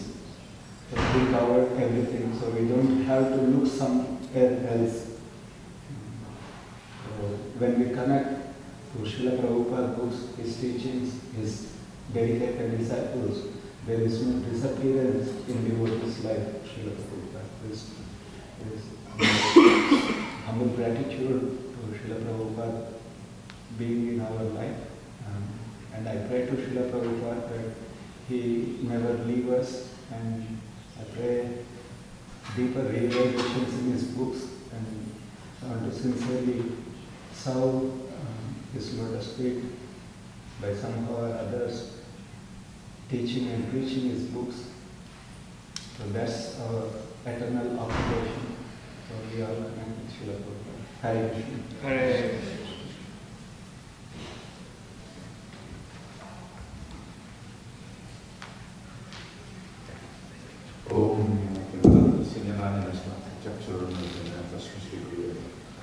Thank you for allowing me to speak. Last night I was wondering what should I say about this function, and I decided to glorify the position of the former Acharya. And as you know, a little bit history, that Bhaktisiddhanta Saraswati from the Gaudiya Vaishnava, the Gaudiya Math, established 64 branches all over India. There are two centers overseas, one in England and one in Germany. The one in Germany was run by Paul Maharaj, and both are not very successful.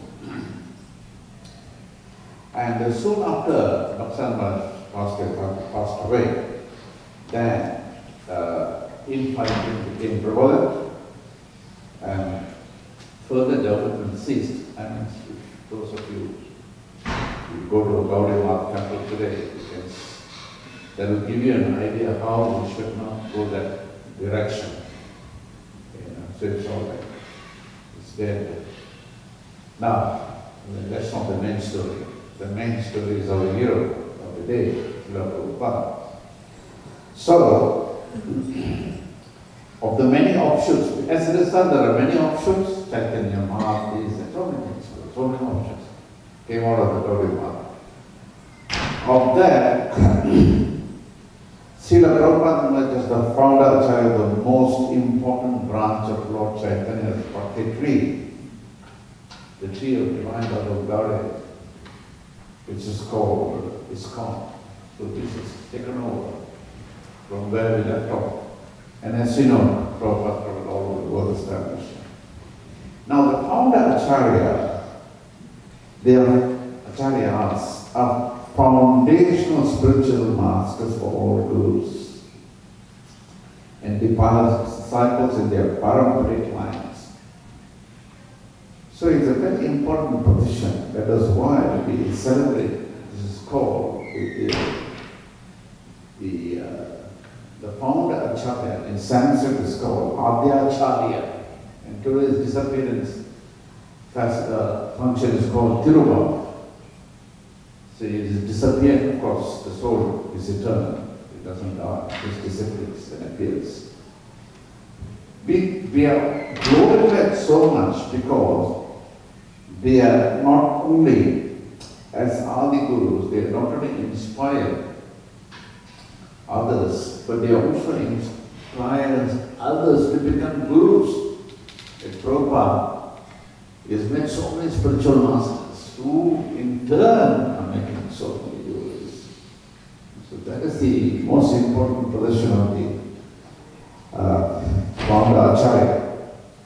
You can say that in other sampradayas, like in Sri Sampradaya, Ramanacharya, and Brahma Sampradaya, Madhvacharya, are outstanding examples of the Guru Parampara. The founder Acharya, or original Guru of the disciplic succession is identified as Udaraka, the deliverer of everyone. And the Gurus who follow him in disciplic succession as Upakarakas. So Prabhupada for us is the Udaraka, and our spiritual masters, all of us, and they are what is known as Upakarakas. And even today, 1,000 years like after Raman's extinct disappearance, his followers introduce themselves. They go to South India. When they talk, they say, Adiye Ramanidadasan, which means, I am a servant, Adiye, I am a servant, the servant of Ramanuja.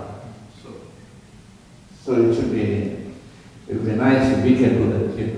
And it's servant Prabhupada. In the Gaudiya Math, Srila Bhaktisiddhanta Saraswati Devaloka, the founder Acharya of the Gaudiya Sampradaya, is identified as the founder Acharya. So in the Gaudiya Math, the founder Acharya is Bhaktisiddhanta Saraswati. The 6 Goswamis and the Sampradayas are the Gurus, and Sri Chaitanya Mahaprabhu as the Supreme Personality of Godhead. So the Sampradaya differs. For us, Chaitanya Mahaprabhu is the Supreme Personality of Godhead. That is very important. We shouldn't deviate. We like to become more Krishna consciousness, Prabhupada and all that. That's not us. That's not us. That's not Krishna deviate. We should be very strict about it.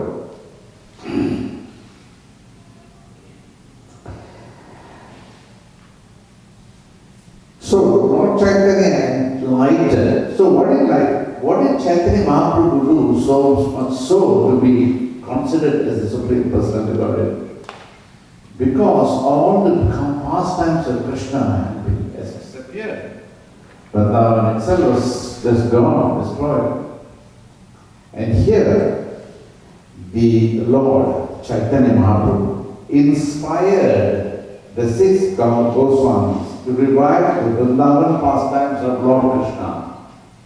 So through Chaitanya Mahaprabhu, through the 6 Goswamis, gave us Krishna. So this is the historical fact which you have to always cherish. Srila Bhaktivinoda Harinama Chintamani gives instructions like this. One should first of all accept the instructions of the Sampradayena Adi Guru, the original Guru of the Sampradaya, and behave accordingly. So you might think, oh, we do that. But actually, there are some problems. Like Prabhu said, if you go to the internet now, you can see so much criticism about Prabhupada. So these people have left, we will say, no, there are people even within ISKCON who now openly criticize, not understanding the principle of the founder, Acharya, not understanding the importance and what they have contributed. In the disciplic succession of the Vaishnavas, the previous Acharyas are established respectively as Shiksha Gurus from Sampradaya. However, the Adyacharya, the founder Acharya, the original Guru of the district line, is appropriately worshipped and respected as the Guru Shiromani, the topmost crown jewel of the spiritual masters. His perfect philosophy and conclusions has to be followed by all in the Sampradaya. Any contrary instructions will not be accepted. By this, devotees should understand the unique role of the founder Acharya and identify the symptoms.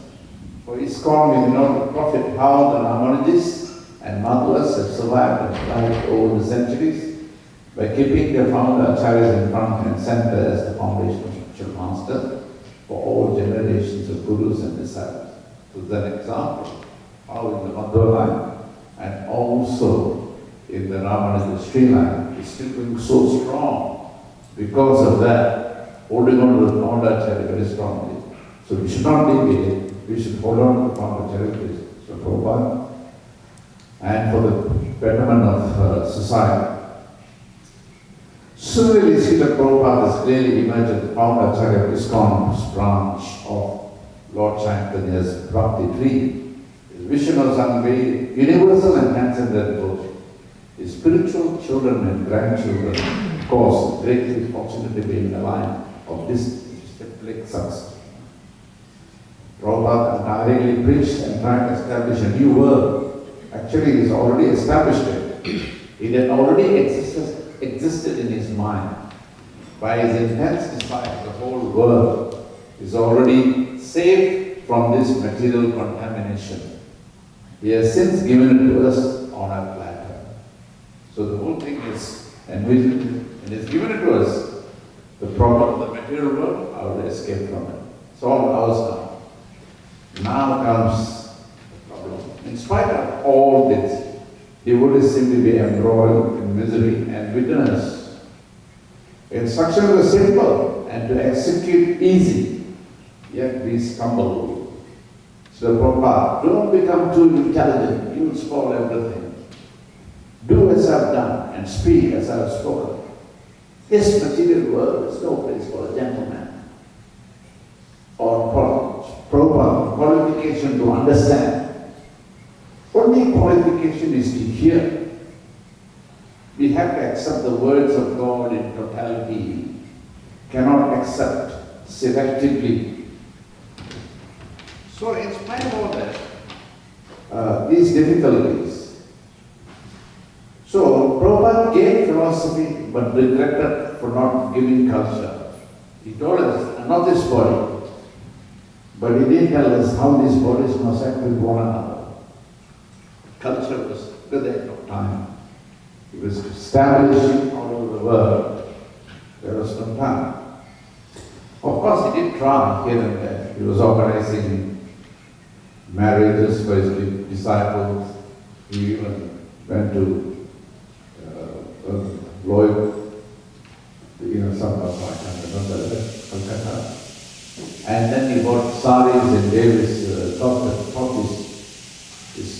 women disciples to wear saris and all that. Some cultural thing was it. Real knowledge, education is to prevent birth and death. So he gave us, like what Prabhupada said, Prabhu said just now, can't say Kirtan. This daily dressing, etc. Daily worship, dressing, etc. But not out of competition, but out of love. Nowadays we tend to compete with one another. The dress code, the dress code is given why? It's part of the identification. You want to be identified as a Vaishnava. So that is why you have to wear this. This helps you mold your consciousness towards Krishna consciousness. Hearing, you have to hear regularly. Why do you hear?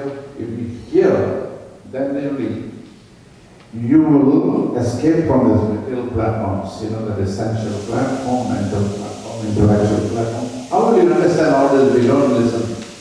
We all the time engage in other things.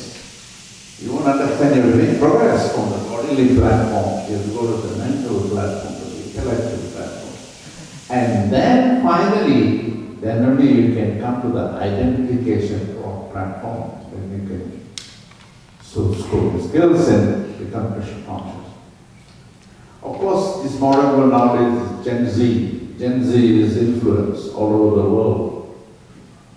Gen Z is taking over temples too.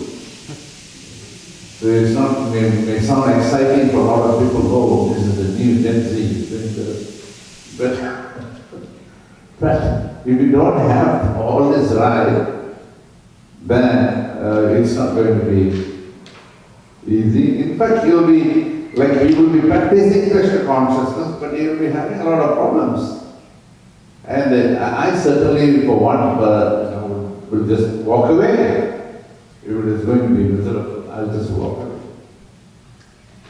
Anyway, so and then we have all this, new age thing, people want to introduce business, like this pyramid schemes and, selling land and, so many things. People, devotees, they come here and try to meet others to make some business. Can you lend me money? So what happens is all this creates problems and they lose faith in Krishna consciousness. Remember when back home in Malaysia, there was a new couple who came up in my town. They were so interested for 1 or 2 years, so much into. And then the temple president introduced a broker to them with a real estate dealer and they said land. So they went and saw the land, they paid the deposit and all that. And they put everything disappeared as well. It's a scam. So when he lost the money, he came to the temple president. They said, what happened? He said, what can I do? So what happened was, okay, all that is waste of time. But what happened was, this couple was so much into Krishna consciousness, gave up Krishna consciousness. So this is what happens when this kind of motivation sectors. Remember this, this book is not out yet. This is a memoir of a spiritual master, Jayapataka Swami. His name is Better be Krishna Swami. There he is talking about, this is Prabhupada's story, not his story. Then he is talking about this story, and just read it verbatim so that you won't lose. And then sometimes disciples did not always take up Srila Prabhupada's advice. There was one senior devotee who was doing nice service until somebody gave him some rubies. The next devotee, somebody came and spoiled that. You sell these rubies, you profit, you take this, that. Then this guy got upset. Use the money. They will also tell you, they will always tell you, use the money for Krishna.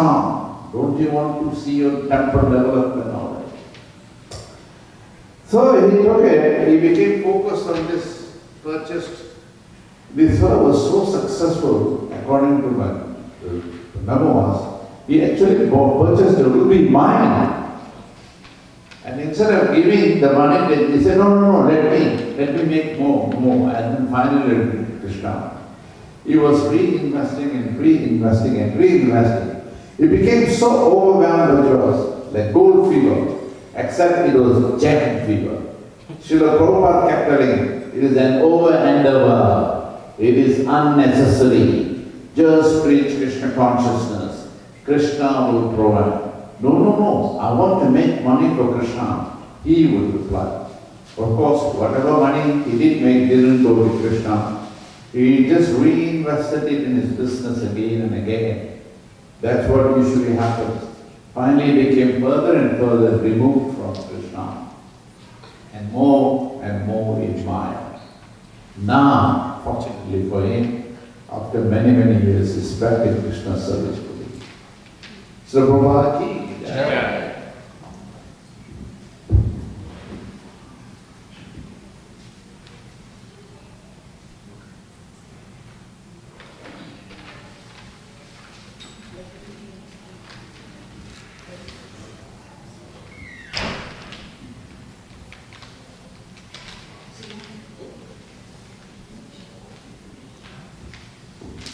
Hare Krishna devotees. Now the next item will be Abhishekam for Srila Prabhupada. All are welcome to do the Abhishekam. Hare Krishna.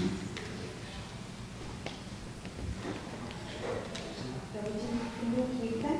Yeah.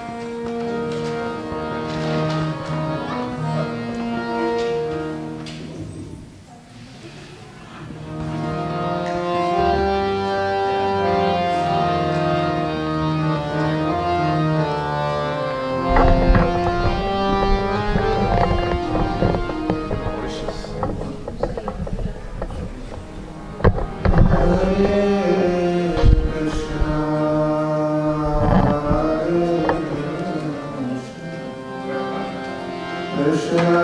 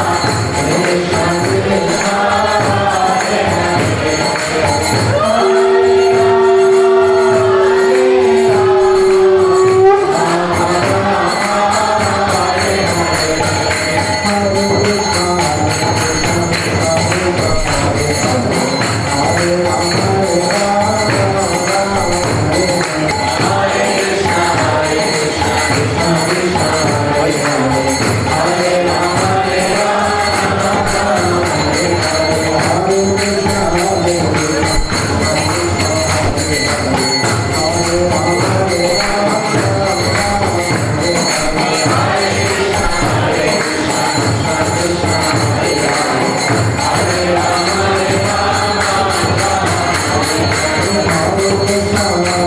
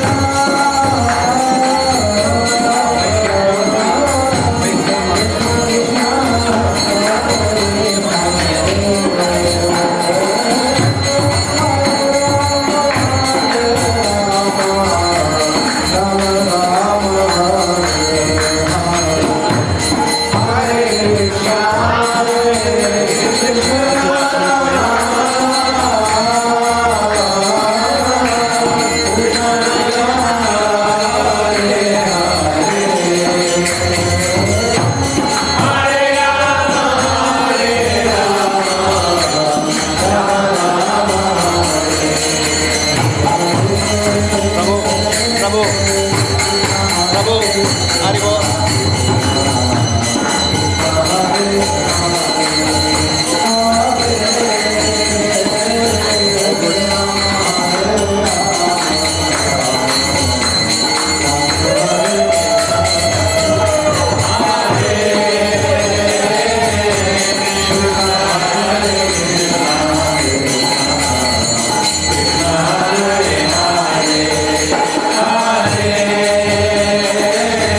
Hare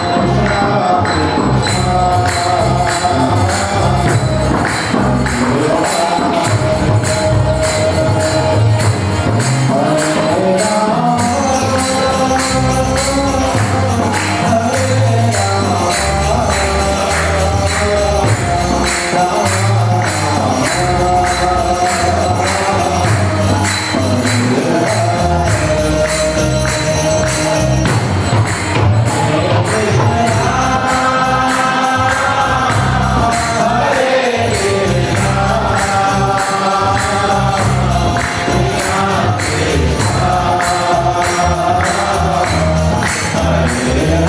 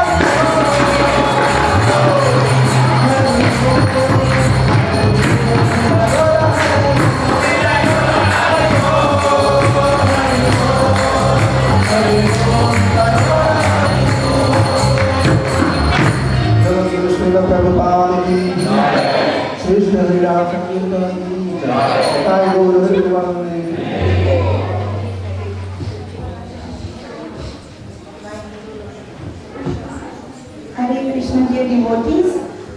Next is the cultural program by the kids of Pandav Sena and Gopal Play School. And for those who just joined us, after 11 o'clock, that will be from 11 to 11:30. 11:30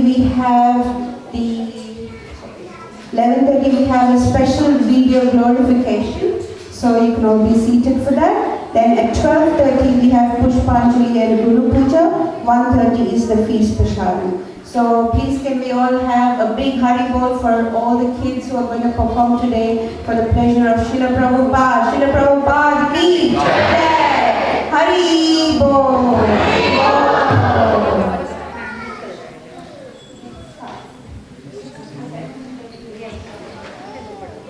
Hare Krishna, all the kids please assemble in the front here for shloka recitation, please.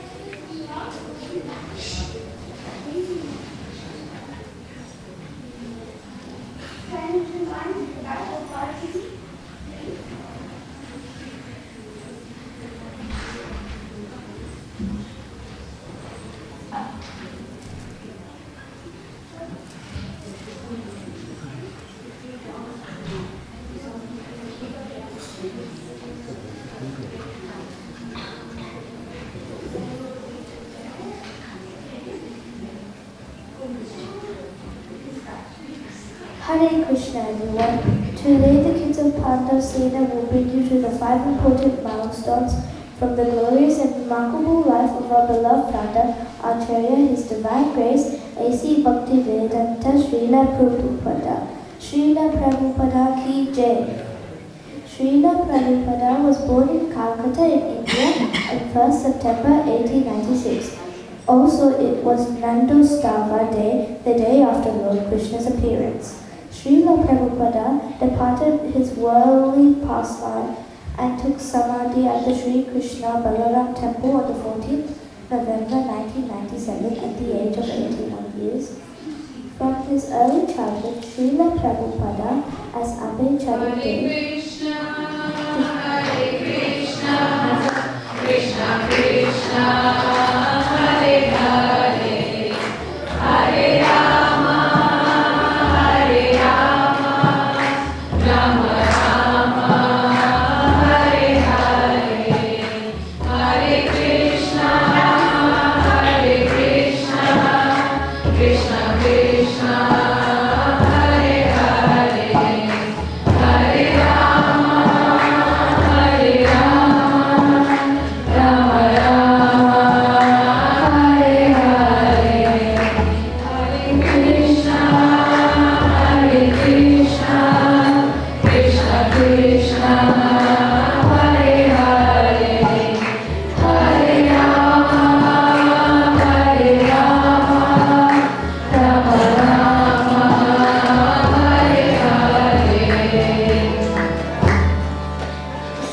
displayed extraordinary states indicating he was not an ordinary soul, but truly a pure devotee of the Supreme Personality of Godhead, Sri Krishna.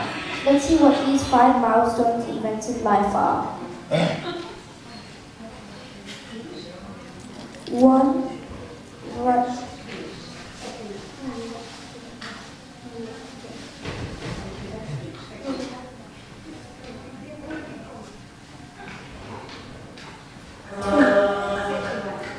Meeting with his Gurudev in 1922. In 1922, he met His Divine Grace, Srila Bhaktisiddhanta Saraswati Tadavita, the founder of Gaudiya Matha. Srila Bhaktisiddhanta told him, "You are educated young man. Preach Lord Chaitanya's message in the English language." This meaning deeply impacted Srila Prabhupada and planted the seed for his future mission of establishing ISKCON.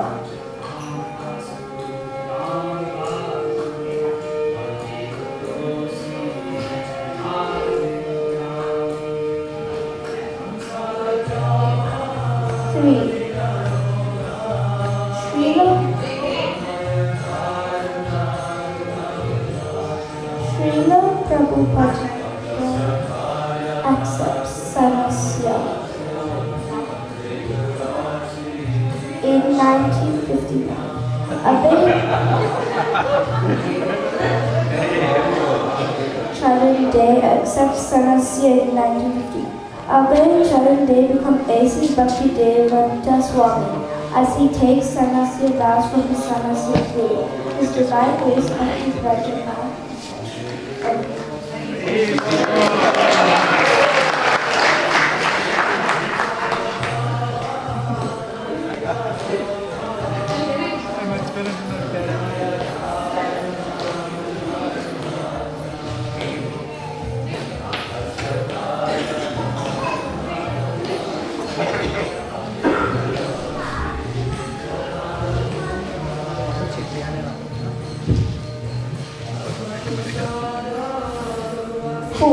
Prospecting Jaladuta journey to the West in 1965.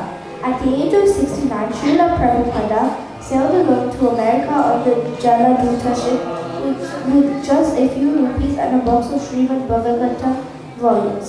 Despite suffering 2 heart attacks during the voyage, Srila Prabhupada reached New York City to fulfill his Guru's order. This journey symbolized his immense faith, courage and compassion, unshakable faith and surrender attract the Lord for mercy.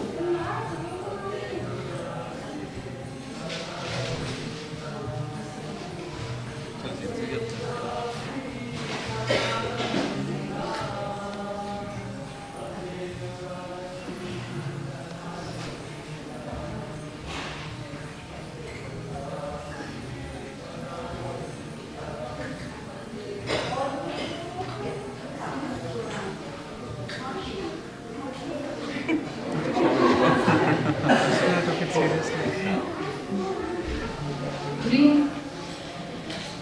Hare Krishna,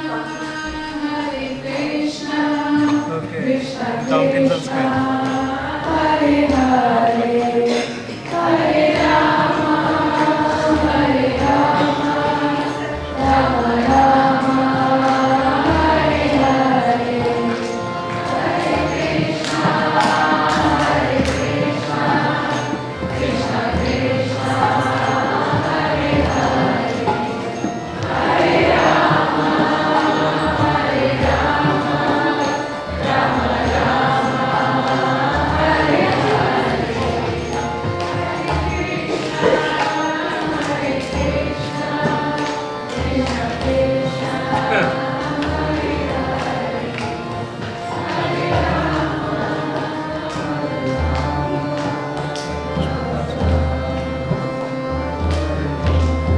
In conclusion, dear devotees and friends, today we have tried in our small way to show the glorious life of our beloved Srila Prabhupada, the pure devotee who carried Lord Krishna's holy name to every corner of the world. By his mercy, people everywhere now chant Hare Krishna and know the message of Bhagavad Gita.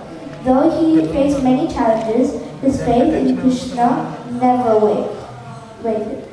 Let us remember his example, follow his teachings, and continue his mission with love and devotion.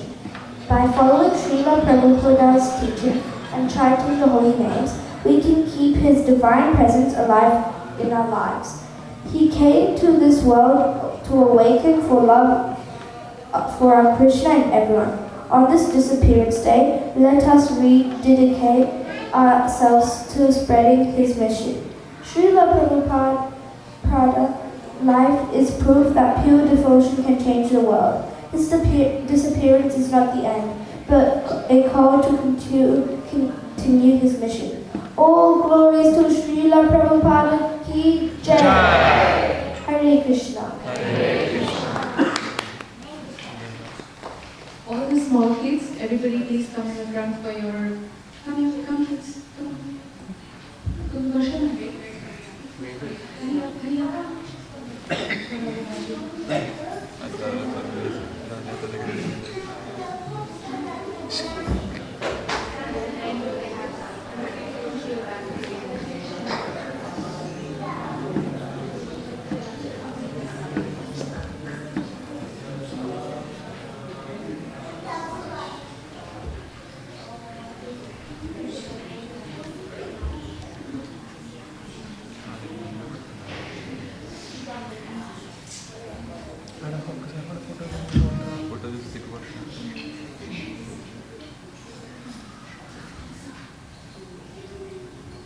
Hare Krishna, everybody. On Srila Prabhupada's Appearance Day, we had offered this small Srila Prabhupada's Pranam Mantra in the original tune that the devotees sang to you. So we would like to offer that again to you, Srila Prabhupada. So, Hare Krishna.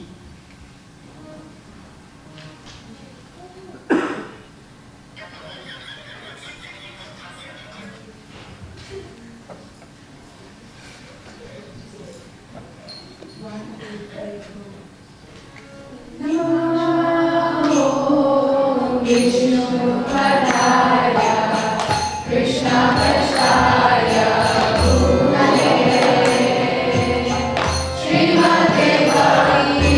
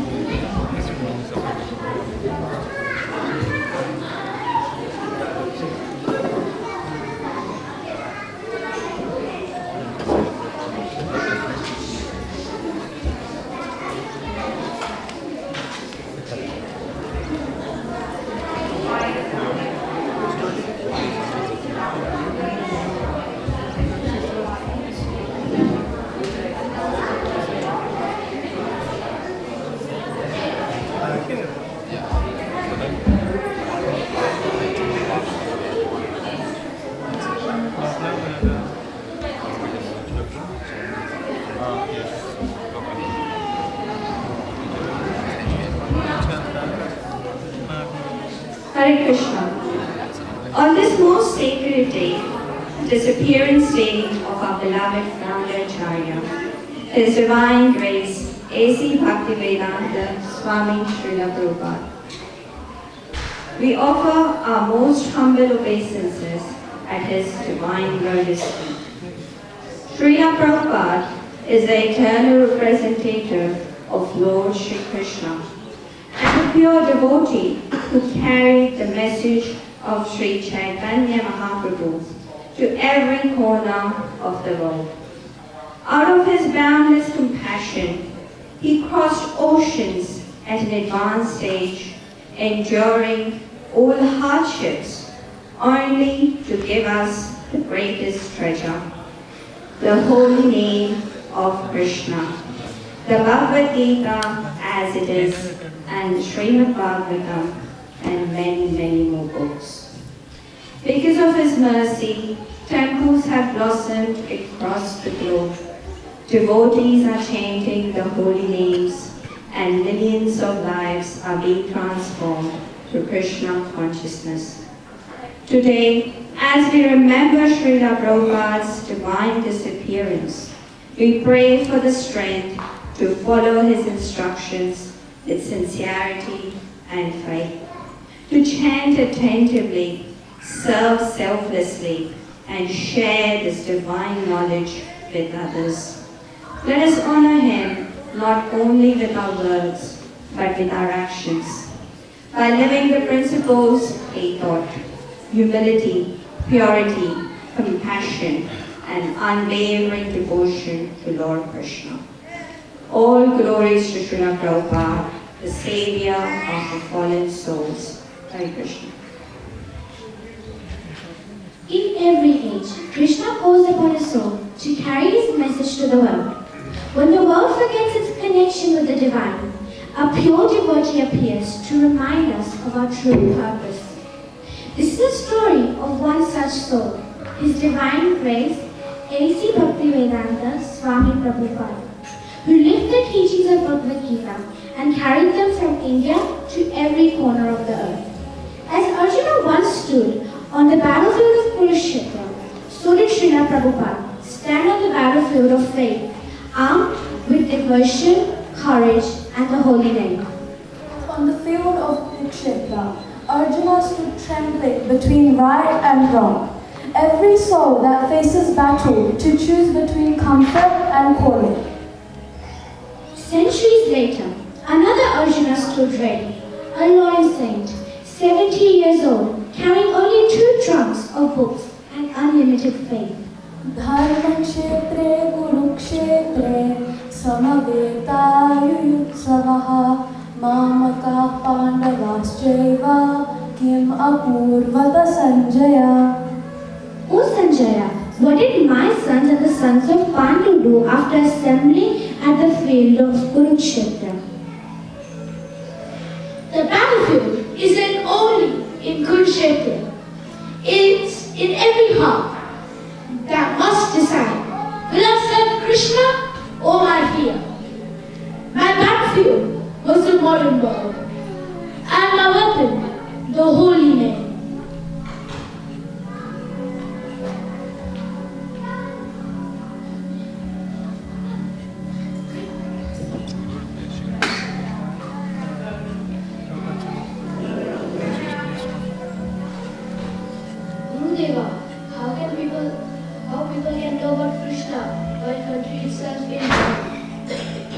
Political freedom will not save this soul, Abhibabu.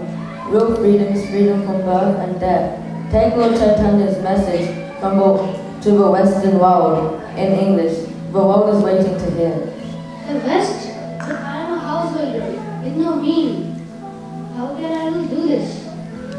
If you ever get money, print books. Try with faith. Krishna will help you. Success or failure is his. Your order will stay in my heart forever. One day, with your mercy, I shall do it. Atmanyaduso mahata svabhava Prichami tvam dharma sammoda chitta Yashcheva shan nishitam rohitam me Shishya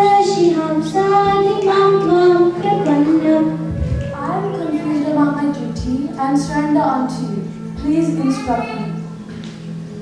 When we admit helplessness, Krishna gives us strength. I was no great scholar, just a servant repeating my Guru's words, and Krishna did everything. The sea calmed and the Jodhuta reached safely. It was his mercy alone. In New York streets, Prabhupada lived in a small storefront. No followers, no comfort, only determination.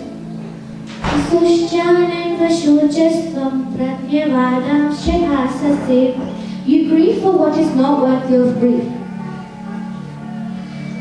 One lamp, this body may be old, but the service is eternal. Every hardship was Krishna's test, a polishing of faith.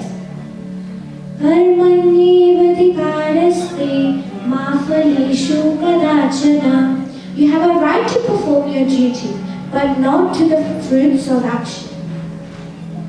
I typed, I cooked, I cleaned.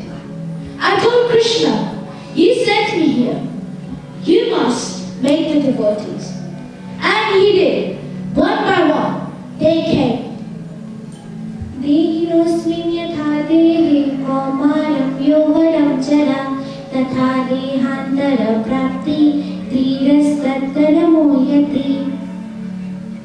I saw Africans, Indians, Americans, not their souls, not their bodies, but their souls.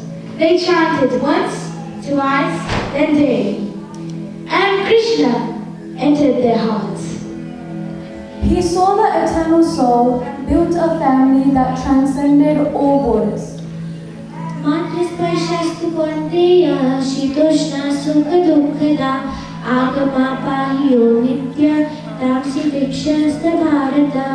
Happiness and pain come and go. Endure them. When the snow in Boston or heat in Bombay, my comfort was Krishna's name. A servant must endure for the master.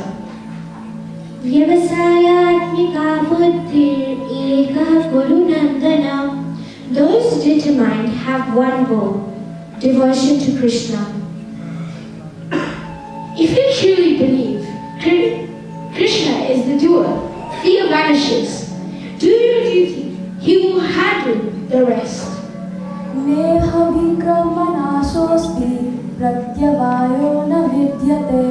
Even a little effort on this path can protect one from great fear. A child offering one flower. A boy distributing one book. Krishna never forgets. Every act of devotion counts. Srila Prabhupada lived the Gita, surrender, courage, compassion, and peace. I only repeated my Guru Maharaj's words. And Krishna did the rest. Let us live the Gita, not just read it. Each of us has our own Kurukshetra, and victory comes when we let Krishna lead. Srila Prabhupada fulfilled his Guru's command and brought the song of Krishna's name to every continent. Today, temples, books, and devotees around the world stand as living proof of his surrender. May we too find our courage, our purpose, and our own little Kurukshetra, and like him, choose to let Krishna lead. Srila Prabhupada ki jai. Shri Shri Radha Shyam Sundar ki jai. Hare Krishna, Krishna Krishna, Hare Hare, Hare Rama, Rama Rama, Hare Hare.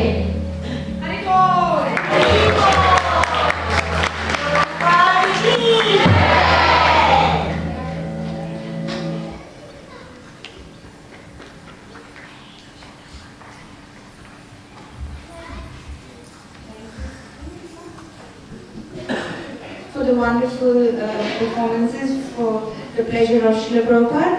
Next we have a special video glorification. So you can you want, you can all move a bit that side so you can all see it clearly. Hare Krishna.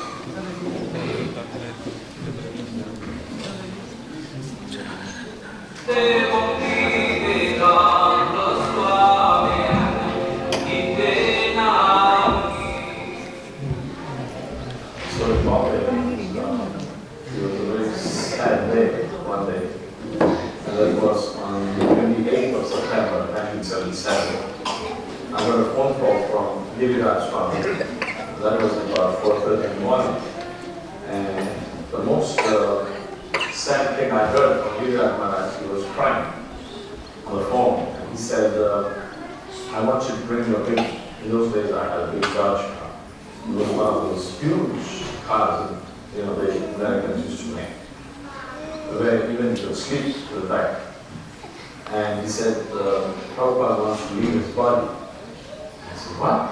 I never heard anybody say that somebody wants to leave his body. It sounded more like, he wanted to commit suicide or something. I said, what do you mean Prabhupada wants to leave his body? Where does he want to leave his body? He said he wants to go to Prasadha. He's going away. And we had to drop him at the station. But his body, because he hadn't eaten for nearly 6 months, he lived only on juice and charanamrita. So his body had depleted. There were hugging muscles and the bones, and these veins were pressing, and it was very painful. So here was a person whom I fought, whom I had argued with. He was like a lion. He was a very, very fine debater. He could defeat anyone on the matter of philosophy. And then suddenly, when I saw Prabhupada that morning, I saw that he was very, very thin. And it's like Krishna says in Bhagavad Gita, he had withdrawn himself, like a tortoise withdraws himself. So this morning, it's 28th September 1977, Sri Prabhupada decided to leave. And so for the first time, I cleaned my car, because I didn't want Prabhupada to sleep in an unclean car. My wife arranged a nice silk bedding, and we had flowers and incenses. I drove to the temple, and there several things happened. Number one, when Prabhupada was brought down from his quarters, he was in like a basket, a big basket, and reminded me of stories like Moses or Kamana. They were brought in baskets in that river or something. And I could see, like, there were devotees crying. They were all devastated, is the only word I can say. Spiritually, they were very much feeling intensely separation, which was going to take place from Prabhupada. And I was supposed to drive, and I felt like a cruel, a real cruel guy, taking away Prabhupada, away from the devotees. But that was my duty, I had to do that. So I was in the front, driving. Next to me was Brahmananda Swami, who was quite big. And next to him was Tamal Krishna Swami, who was Prabhupada's last secretary. And finally, it was Giridhar Maharaj. 4 of us, it was such a huge big car. 4 people could sit in the front. There were no bucket seats in those days. And there was, steering and the stick shift up in the steering wheel. And Prabhupada was resting in the back fully. And Upendra was his last servant. He was sitting down on the floor level of the car. behind. And Krishna Maharaj, like a school teacher, told me, drive very slow. Don't drive fast because in the Bombay roads there are potholes and Prabhupada will be very uncomfortable. I said, fine. So I just asked them, we are going to Bombay Central Station, and which train are we going to catch? Prabhupada's taking the Mathura Express. It was supposed to go to Vrindavan. So, mind you, this was from 4:30 and till 8 o'clock I had not had any water or anything, and then 9 o'clock, and then this was quite hot. Prabhupada was in the car. We were driving very slowly. Upendra from the back told me, Prabhupada wants you to drive faster. So I said, okay, if Prabhupada wants me to drive faster, I'll drive fast. I had been a rally driver when I was young, and I could drive real fast. So I just picked up the speed. And in those days, these were huge, big cars with big guzzlers, gas guzzlers. They could just move. The moment I pressed the accelerator, Krishna Maharaj got very upset. He said, I told you to go slow. What are you doing? I said, look, I was just told by the peddler at the back that Prabhupada wants me to drive faster. I said, no, go slow. So I slowed down again. True enough, within a minute, Upendra was again telling me, Prabhupada had said, go faster. But why aren't you going faster? Now, I was getting, so I said, the real personality to serve as Prabhupada, let me drive faster. And I said to Krishna Maharaj, you sort this out with Upendra and allow me to drive. So we reached, what we thought was, we reached too early to the Bombay Central Station. So myself and Ram Tulsi, another devotee there, we went to the station master to get a wheelchair for Prabhupada to transport him from my car to the railway in his special cabin. So I just, by my usual style, I asked the station master, this Mathura Express is going at 11 o'clock. He said, didn't you read today's newspaper? It's 10:30. The timing has just got changed today. And I looked at my watch and I said, there are 5 minutes left. The train's going to go in 5 minutes. Ram Tulsi and I ran with the wheelchair.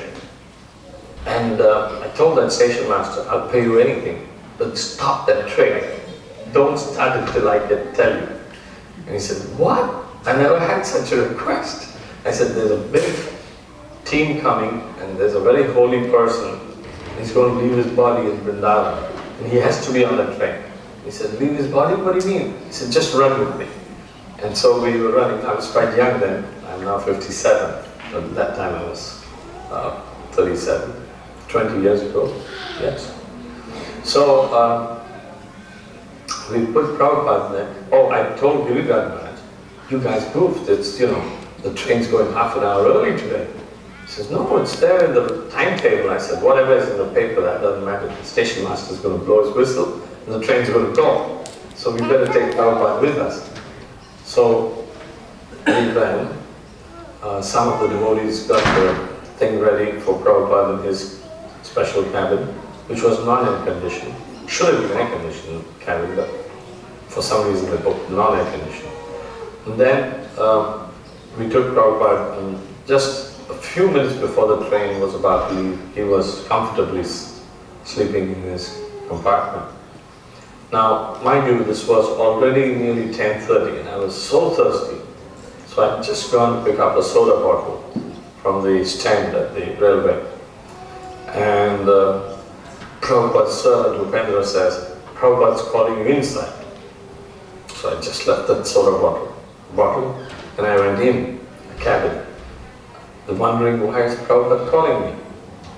And Prabhupada said, come closer. So I went very close to him and he said, I want to thank you for driving me. And it was very touching because he was in so much pain. He was just about to give up his body. And I had done nothing much except this. So right there in the train in front of everyone, I just offered my obeisances, caught Prabhupada's lotus feet. Tamal Krishna Maharaj and others, don't touch his feet. You know, I said, no, this is it. This is the last moment I'll ever get. And I said, Prabhupada, I surrender to you. You are my spiritual master. And he put his hand in my hair and blessed me. He actually he got up with a little pressure on his elbow and he was smiling sweetly. The train started. And some of the devotees said, look, the train started and you better jump off, otherwise the next station is, you know, quite far away. Reluctantly, I jumped off the train, the moving train. And I kept watching the train till the last bogie had left. And I wasn't thirsty anymore and I couldn't care for the bottle. Then when I got into the car, with tears in my eyes, lo and behold, there was Prabhupada's garland on the steering wheel. He'd not forgotten. There were a few conversations going on at that time that sort of all converged and expressed this thinking in Prabhupada about Gita Nagari. In one conversation, it happened downstairs in his house in Vrindavan. He was talking about his impending death. And he said, I have no lamentation in the context of his impending demise, so to speak. I have no lamentation. These are words he would use, death, demise, you know, just paraphrasing him. And naturally he had no lamentation. Sojati Kanchati. But then he paused after saying, I have no lamentation about my impending death. He said, no, I have a lamentation. And one of us asked, not me, but one of us in the group, 3-4 people were there. You mean because you have not finished Srimad Bhagavatam? Srila Prabhupada said, no. That I have not established Varnashram.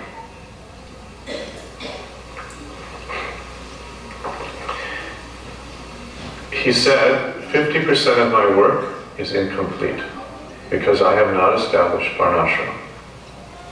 Now these two statements I heard in my own ears in Vrindavan. Then this thought kept coming up, what to do about this 50% of his incompleted work. It was in his mind. So he said on the roof, on another conversation, that I want to establish Varnashram. And I believe I asked him, how will you do that? It may have been Tamal Krishna, it may have been someone else, but it represented what we were all thinking. So I had the impression that I asked him. That may not be hagiography perfect, but hagiographically perfect, but I was certainly in that questioning mood as well. How will you do it? We asked him. And he said, I will go to Gita Nagari, I will sit down, and I will teach you how to live off the land. As simple as that. So when Prabhupada was leaving his body, and he wanted to go, to Gita Nagari, and to help us in knowing how to do Varnashram Dharma. He stopped in England. By that time I was in Eastern Europe, and we had heard that Prabhupada was coming. So we dropped everything and we came to the manor. So when Srila Prabhupada heard that I was around, he immediately told the devotees to call for me. And by that time Prabhupada, had probably stopped all bodily functions. And the devotees were carrying him, in the palanquin to have darshan. So when I came in, and it was, let's see, there was one devotee, there was Krishna, and a devotee, he left his body, I think his name was Dwarkesh. I used to work in Hungary and Poland and those places. So we were all together, and Tamal Krishna was there. So Tamal had already written me many wonderful letters telling me how that I should continue sending these letters to Prabhupada as he's sick, is giving him new life. That he was probably so happy to hear about the preaching. Our books were going into so many different places. And so I was writing monthly reports about every 2 weeks. And I would be sending detailed reports. Who got the books, what was said, what was done. And Tamal would tell us how Prabhupada would hear this after taking lunch. And that after being garland, he would put chandan on him. And he would sit back and Tamal would tell him he would close his eyes and he would swoon, etc. So Tamal was eager for me to come in, Prabhupada to see me. So an interesting thing happened. I came in, I sat before Prabhupada's desk. And Prabhupada his voice was so weak. So he would call me, he would motion over to come closer. So then I came a little closer. And then he motioned for me to come around the desk. And then when I came around, Prabhupada started rubbing my head. And then he started like crying, you know. And then he embraced me. And then he said something which I didn't quite understand. But then what he said later, he says, your life is successful. And then I said, Prabhupada, we're only doing things because you are forcing us. Otherwise, how could we do anything? And then his voice became very strong, even though he was so weak. Body was so weak. He said, yes. And that is the problem. My guru has forced me, and I am forcing you. And that is how things are going on. And it was so amazing. And it was the most amazing experience I've ever had. I mean, I couldn't appreciate it. And the next thing that happened showed you how I didn't appreciate it. Because it just came upon me, you know, it was so fast. And Prabhupada was like so weak, and at the same time, he was so strong and giving me so much love. So the next day, and this was the very last time I saw Prabhupada. The next day, Tamal wanted me to experience what Prabhupada's mood was when he would read these reports. So he wanted me to physically come in and to read a report to Srila Prabhupada. He would write me these letters saying, Prabhupada says, your work, he would give comments after, Tamal would read to him and then Prabhupada would give some comments and Tamal would send me the comments. And they're some of the most amazing letters I've seen. And not because they're my letters, but they're some of the most amazing letters.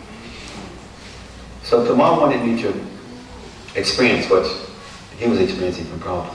It's like Sadananda once told me, he had told me how once he was in the room with Prabhupada, got a letter when I was in the communist countries. And Prabhupada didn't start speaking afterwards. He said, Prabhupada said, so you do not know the language. You do not know his language. You did not know their language. But the books are going out. He is a black man, a different race, and the books are going. He said, and the books are going. And he says, and Prabhupada went into like a trance. He said, the books are going. And he says, Prabhupada just went out like that. And so these are kind of things that are going on. So Tamal wanted me to experience something of what they were experiencing when Prabhupada would read the letters. So now, the day before, Prabhupada has embraced me and told me my life was successful. And 5 devotees were in the room. So now I'm going around kind of puffed up, you know. Prabhupada has embraced me, you know. Everybody was saying, you know, people know me then as Ganesha. So everyone was saying, those who knew that Ganesha was embraced by Prabhupada. So I was feeling cocky, you know. Prabhupada embraced me. So the next day I came in, reading my report. And the report I think was from activities in Eastern Europe. And I started reading about the events of how the books had gotten out, this professor had taken, this library had accepted, this museum had accepted. And Prabhupada at one point stopped me. And he said, it is by Krishna's mercy. His darshan that I was doing, I was feeling proud of what I had received. You know, he told me some other things in that same session about the communists, if they don't take the Krishna consciousness, they will have no grain, there will be many problems. But this, when he tuned into me and said like this, It's the very last words that Prabhupada ever said. The very last time I saw him. And it just lived with me to realize that we must always remind ourselves that anything that we're able to do is by the mercy of Guru and the mercy of Krishna. So here, the best time I had with Prabhupada, most amazing experience, was the day before, and the most devastating experience was the last one of the serious chastisement.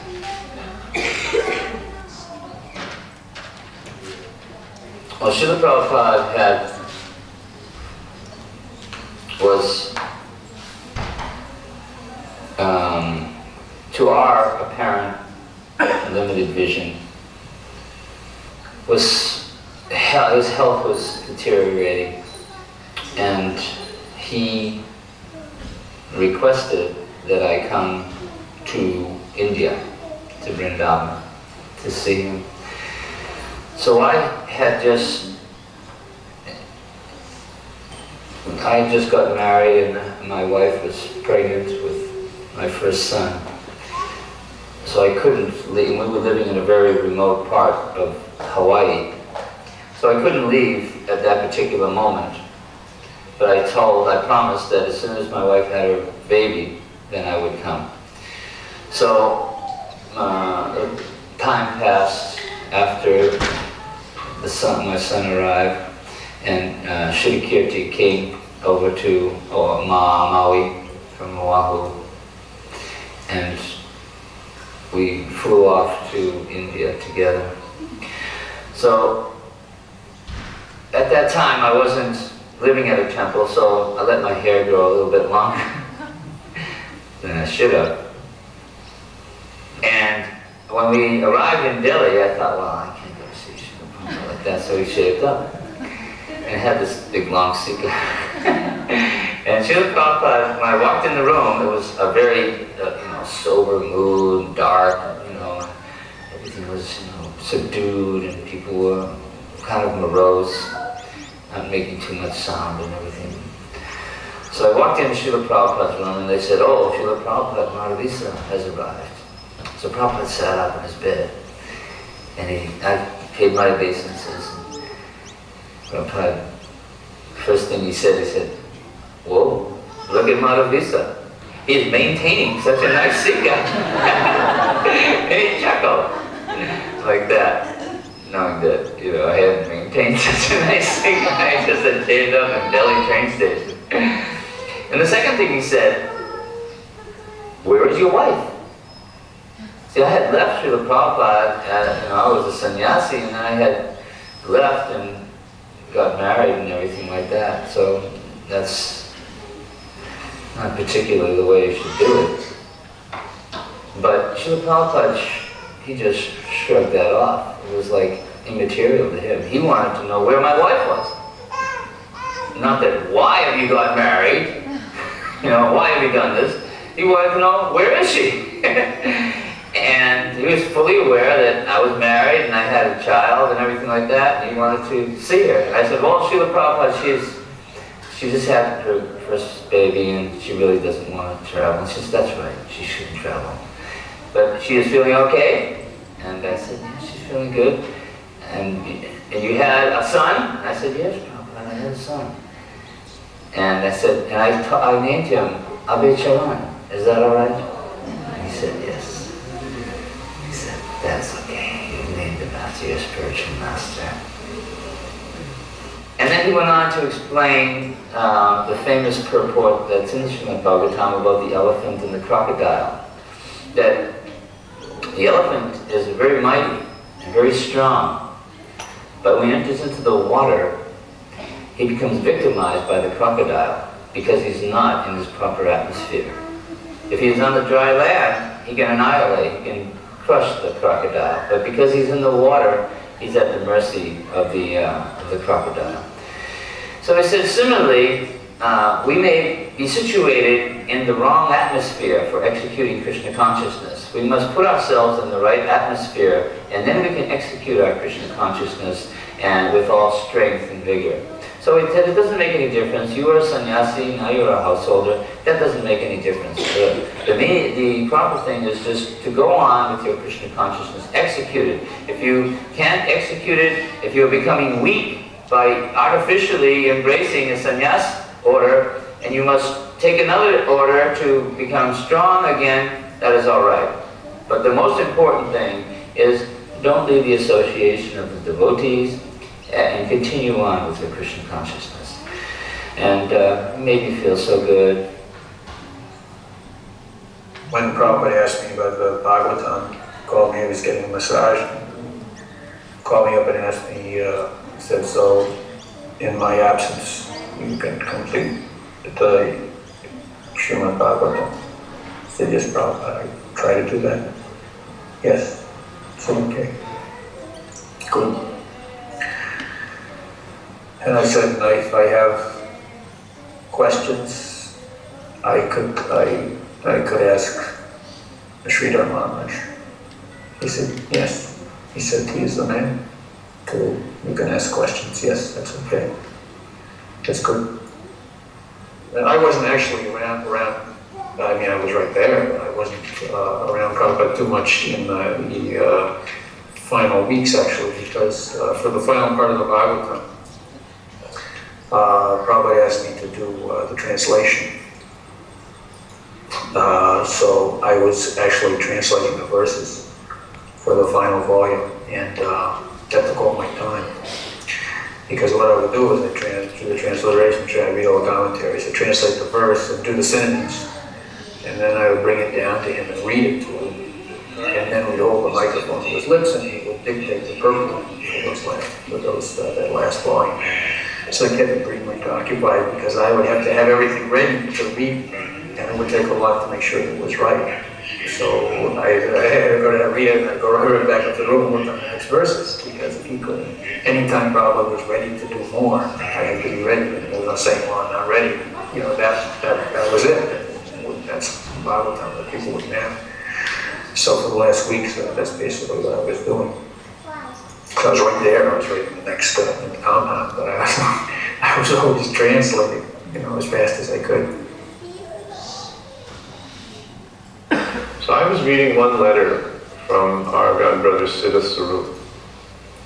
Now at that time, historically, Siddha had been a bit of a iconoclast in ISKCON. He was apart from the most of his godbrothers. He had his own unique style and perspective on things. And in that exact time, he had really left again. He had come in and then left again and gone back to his own establishment in Hawaii. But of course, he was a devotee of Prabhupada still. So he had written a get well card to Prabhupada, and I was reading it.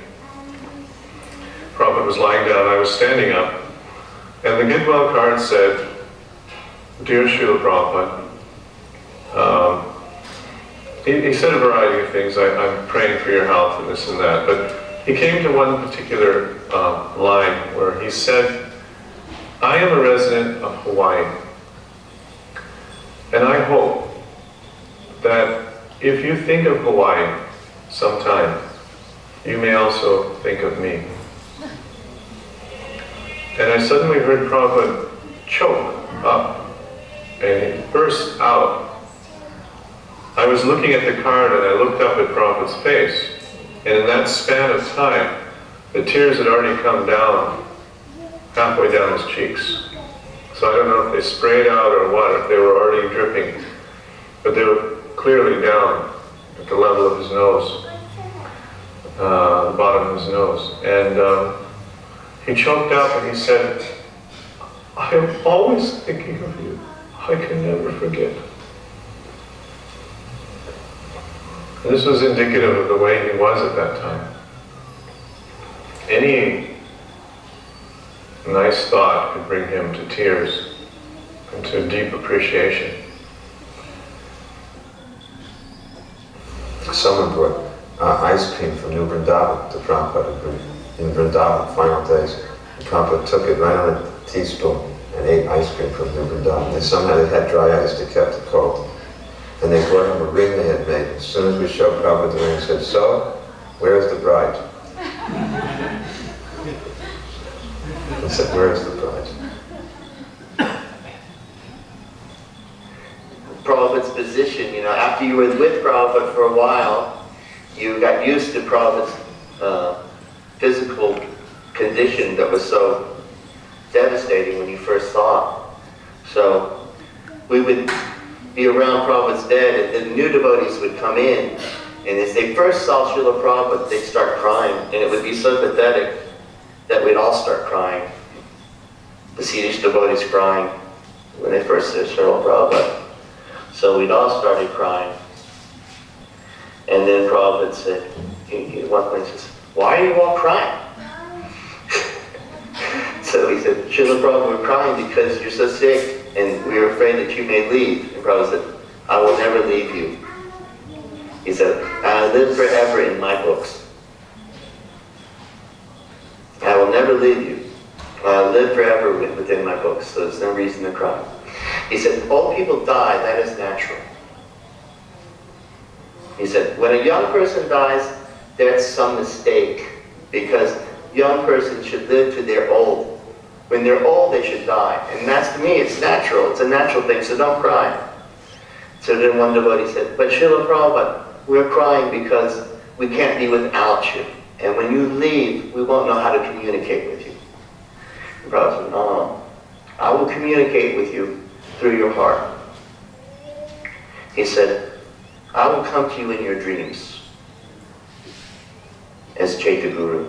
I will communicate with you through dreams, Prabhupada said, as Chaitya Guru. I also found that a little controversial because I thought my godbrothers wouldn't have approved, but Prabhupada said it. Prabhupada said it right there, that he would communicate with us through dreams. So Prabhupada wanted to go to Govardhan. So he said, I want to go to Govardhan, and everyone's saying, Srila Prabhupada, we don't think this is a good idea, you know. And Prabhupada said, in this room, it's like being killed by Ravana. He said, Marichi, he said, he was given the choice to be, if he didn't become a deer and go and tempt Ram away from Sita, Ravana would kill him. And if he became a deer, Ram would kill him. So he told Ravana, better to be killed by Ram. So rather than better to be killed by Ram, better to go to Govardhan. If I stay in this room, it's like being killed by Ravana. But Prabhupada, you can't go. You know, the doctor said, Prabhupada, you won't even make it to the gate. If we carry you, you won't even make it to the gate. So there was a big discussion right around Prabhupada's bed, and Prabhupada said, you have to do this outside. I cannot, you know, it's too exhausting to hear this going on. It went on for maybe 15 minutes, discussion right in front of Prabhupada, and Prabhupada go outside. So they went into Prabhupada's garden, and they had a big discussion. I was just talking to Bartraj about this. Went on and on and on. It seemed, I only remember, one person on Prabhupada's side and everybody against Prabhupada, and I was on the side against. And Tamal Krishna Maharaj seemed to be the one who was on the side not to take Prabhupada to Govardhan, and Hamsaduta was the only one, and Lokanath, who went to get the cart, were on Prabhupada's side to take him to Govardhan. So this went on and on and on, until the cart came to the Krishna Balaram gate. Then we hear, the cart's here. Now it's time to move Prabhupada from the bed to the cart. And it's night, it's getting dusk. I mean, not only are we going to put Prabhupada on the cart, which is probably going to kill him, but it's going to be at night. So it'd even be worse, you know. So Prabhupada wanted to go, no one would see, it would be at night. He would go and he would leave his body somewhere, and, you know, this is what we feared. So we all went in, and myself included, we all went around Srila Prabhupada's bed and we said, Srila Prabhupada, please don't make us put you on this cart. Prabhupada said, he didn't say anything, and then we begged him, and we were almost crying. We were crying. And then Prabhupada said, if it worries you so much, I don't need to go. And it's just like the whole anxiety level just went from a 50,000 to back to 0, you know. And then everyone just, it was just like, oh, now we can relax. And then people started moving out of Prabhupada's room, you know. And it seemed like most of the people were out of the room. There weren't many people in the room. But I was still there, and I don't think there were many other people in the room. And Tamal Krishna Maharaj, I'll tell you this, I worked with him after Srila Prabhupada left for 7 years. You know, Siddhanta, how much I worked with him, how close I was with him. And why I worked with him was because I was so impressed at the excellent service that he gave Srila Prabhupada. You know, if you had everyone, even people who didn't like Tamal Krishna Maharaj, they saw how he served Prabhupada, and we were impressed that no one could have served him like this. You know, so, but because Goswami Maharaj was also very cool, very intimate to Prabhupada, he got very fried towards this situation. And he went up to Prabhupada and he said, you know, Prabhupada, we can't understand why you do this. Why you insist for us to take you to Govardhan. We get so upset, we work so worked up, and we just get this cart, we bring it over here, and then we're so worried, we put you on the cart, you're going to die, we get flipped out, and we become more protective of you, even more than before, and we just said, I just can't take it, Prabhupada, why do you do this? And he almost screamed at Prabhupada. And then Prabhupada said, it's my duty. Prabhupada said, what? He said, it's my duty to make you love me more. And Goswami said, oh, and walked away. And I just remember Prabhupada saying that, to make you love me more. And whatever love I had for Prabhupada just multiplied like 1,000 times. You know, he probably just made you love me so much. If you were with Prabhupada, whatever love you had for Prabhupada, he just increased it, and you just become more and more loving with him. His duty, he said, was to make us love him more. What wonderful duty. We already love Prabhupada, but he's getting us to love him more. This is Vrindavan. Srila Prabhupada departed from Vrindavan on November 14th, 1977. This was approximately November 8th or November 10th. So I came to Vrindavan. I was in the Hyderabad farm, which was very important to Srila Prabhupada, so I was staying there. But I heard that Srila Prabhupada was not feeling well, that it was a chance he might leave the world, so I went to see him. And came there, and I tried to be as inconspicuous as possible, not to disrupt the mood. The room was packed with devotees. Everyone was very quiet. I could see Prabhupada's condition, and I was told about it. Really hadn't eaten for almost 6 months. It's a very important thing to understand Prabhupada's condition. He was lying in bed, emaciated, weighing maybe 70 pounds, if that much, drinking 1 spoon, 2 spoons of water, maybe eating a little bit. And as I was sitting there in the back, just listening to what was going on, there was some kirtan. Kirtananda had come in. I was offering Srila Prabhupada some strawberries, probably from New Vrindavan. So Srila Prabhupada asked, when Kirtananda offered him the strawberries, he says, what is the value of strawberries? And everyone was silent. No one knew what to say. So several devotees kept on poking me. I'm kind of known as the walking encyclopedia. I like to study things, you know. So they kept on poking me to say something. So I didn't want to intrude on Prabhupada. I was remaining quiet, but I spoke. I said, Srila Prabhupada, the value of strawberries is that they're very high in fructose, that provides immediate energy. I knew Prabhupada wasn't so much into vitamins. So talked about the value. Prabhupada was very pragmatic. Even lying at his departure bed, not eating, he's concerned what would be the value of eating it. Pragmatic person. So the devotee next to him says, Tejas says, repeat. And Prabhupada said, oh, Tejas is here. And Prabhupada said, how is the Hyderabad farm? So he's so cognizant. Always. Even in this state.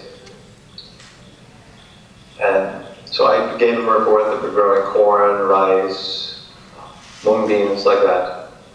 And as soon as I said corn, Prabhupada said, oh. He says, corn. You can grind the corn, and then there are big pieces, but you can boil with water, cook with water, like rice, pot. And the other, the fine powder, you make that together like a roti. And you cook that on the pan, the cooking pan. He says, and the villagers, they very much like this. So here he was, from a physical point of view, starving. And what was he thinking? He was just thinking how we could make this corn in the most delicious way to make the villagers happy when they take prasad. This is a person of unlimited compassion. I was amazed at Srila Prabhupada's being able to transcend his bodily condition. For example, I was there when, right near the end, and the Kaviraj, who they had thrown up from Calcutta, one of the best, Prabhupada had a dream about this Kaviraj. And he was a really excellent Kaviraj. You could see he was Dhira, he was a sober practitioner, very Brahminical like that, very, very reverential to Prabhupada. And he was from the Sri Sampradaya, big white and red tilak. And one day he told, I got this second hand, from perhaps sorry, but he says, you know, I had doubt that your Guru Maharaj was actually a Paramahams saint. But he said, I have assisted, thousands of people dying. And usually in this condition, when there's no more muscle and fat to cushion the nerves from being pressed against the bone, he said, people are in such agony that I have to administer morphine. And he said, your Guru Maharaj never manifests the slightest expression of pain.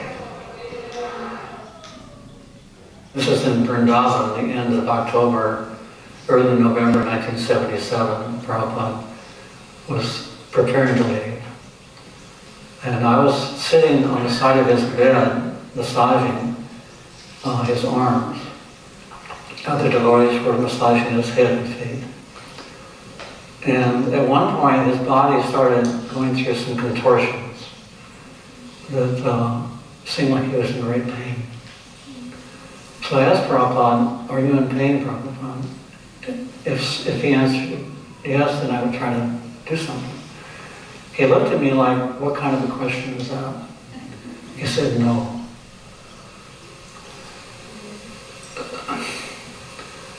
So, Prabhupada was not affected.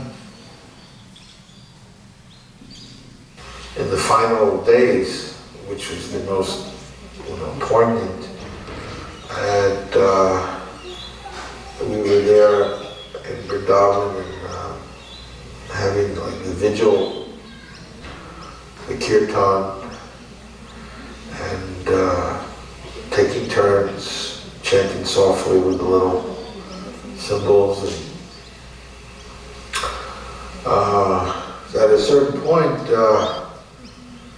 I got sick. I got this fever. I don't know what it was. I just one day just walked back to my room and just collapsed right in my room, and just fever.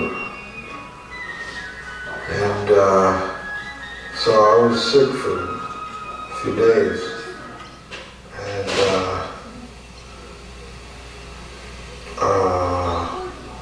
anyway, it took me about a week or so to recover.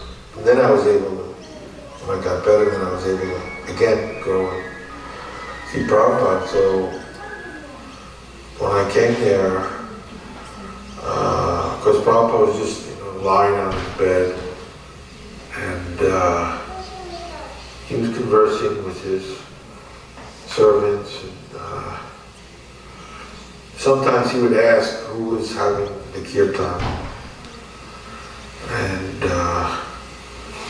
so that particular day he asked, and they said, they mentioned my name, and then Prabhupada said, "Oh, Brahmananda," and then he called me, and I came forward. And so he said, you were ill, you were not feeling well. I mean, here's Prabhupada, you know, just completely shriveled. Prabhupada was not maybe feeling, but Prabhupada was concerned. I'm not feeling well. I had just a little fever. And here's Prabhupada on his departure bed, and he said, "Oh, you were not feeling." I mean, he with such concern and really with love. And I just was totally affected by that. How Prabhupada could be thinking that I wasn't feeling well. So I think this is the thing that affected me most, how much Prabhupada loved us. But the thing is, we're not very lovable. And we all have defects and so on. But why did Prabhupada love us? And he loved us because he saw us as servants of Krishna. And he also even said that we were sent by Guru Maharaj to help in his mission. But anyway, Prabhupada saw us as Krishna's servants, and his mission was to spread Krishna consciousness. So whatever we could do to assist and do something in this cause of Krishna consciousness, Prabhupada very much appreciated. I was also there when Prabhupada disappeared at this world. And I'm sure you've probably heard plenty of stories from the devotees that were there. My own feeling at the time, it was just such a feeling of helplessness and desperation, because in fact it was like that a lot during the last couple of months, because it just felt like it was inevitable, but you couldn't stand the thought that he wasn't going to be with us. And on that last day, everyone was chanting. At first there was a kind of a back and forth, and then everybody began chanting together in the last moments. And again, it's not something you can empirically establish, but it felt like there were many more people in that room than were actually there. It felt like there was a heavenly chorus. It felt like there must be so many other personalities from other places who were present. And there was this tremendous feeling. I'm not trying to make light of it. It was like a Technicolor finish. You know, like when you have this spectacular ending to a movie or something. It was like this glorious chanting was going on, and Prabhupada was, his last breath was Hare Krishna, you know, uttering the syllables Hare Krishna, and you could almost feel the ascent. You know, it was like you sensed, okay, he's ascending now, he's with Krishna. And the emotions were so intense in the room, and some devotees became completely hysterical, crying. One devotee threw himself on the floor and just weeping, he couldn't control himself. Other people were completely stricken or stoic, or there were so many different kinds of reactions. But it was a very intense moment. But there was nothing inauspicious about it. It was completely auspicious. And sometimes they describe the sentiments of the gopis as being simultaneous nectar and poison. It was kind of like that. It was ecstatic because you knew that Prabhupada had perfectly executed the mission of human life and was back to Godhead. And but for us, it was loss, irretrievable and irreplaceable loss. So it was a very difficult period. After Prabhupada had left, devotees were collecting memories of Srila Prabhupada, and no one had gone to see his godbrother, Dr. O.B.L. Kapoor. So I decided to go to see Dr. Kapoor when I was in Vrindavan one time and ask him about his memories of Srila Prabhupada. He gave me a very beautiful story. And he was 13 years younger than Prabhupada, but he used to come all the time to the pharmacy and to ask questions, discuss Krishna Katha, like that. They became really close. So one day when he came, Prabhupada handed him a vial. Said, here, take this vial, this tonic. This will be very good for your health. So Dr. Kapoor said, yes, I will take this, thank you very much. But why you don't give me the tonic that you're taking? So Prabhupada said, well, what tonic is that? He said, you know, tonic of Krishna Prem. Prabhupada laughed. He said, well, I don't have that tonic, but I do know the formula. And Dr. Kapoor said, well, if it's not a secret, perhaps you can share it with me. He said, yes, I can share it with you. It is not a secret. The formula is Trinadapi Sunichena, Tarodiva Sahishnana, Amanadamanadena, Kirtaniya Sudahari, and I shall spread it the whole world over. So Trinadapi Sunichena, more humble than the grass. Tarodiva Sahishnana, more tolerant than the tree. Amanina Amanadena, not desiring any respect for myself, but desiring to give all respect to others. Kirtaniya Sadahari, in such a state of mind, one can chant the holy name of the Lord constantly. So at the time, Dr. Kapoor thought he was just making a casual pronouncement. But he told me, now that I look back over the years, I realized that even at that time, he had a plan. He was thinking like that. I shall spread it the whole world over. So I was thinking how Prabhupada said this is the formula to get Krishna Prem. And Srila Prabhupada was the embodiment of that verse. So I want to give some of Srila Prabhupada's pastimes to show how he embodied that verse. So, Trinadapi Sunichena, more humble than the grass. This is a pastime that Srila Prabhupada performed in New York in July 1972. It was just around it was actually the July 4th holiday weekend. And devotees had come from all over the East Coast, from far south as Miami, as far north as Montreal and Toronto, as far west as Chicago and St. Louis. And there were thousands of devotees in the New York Temple. And then when Prabhupada was to leave, so many devotees drove him to the airport. And they went with him into the departure lounge. You could just see him to the last second. So the departure lounge was filled with devotees.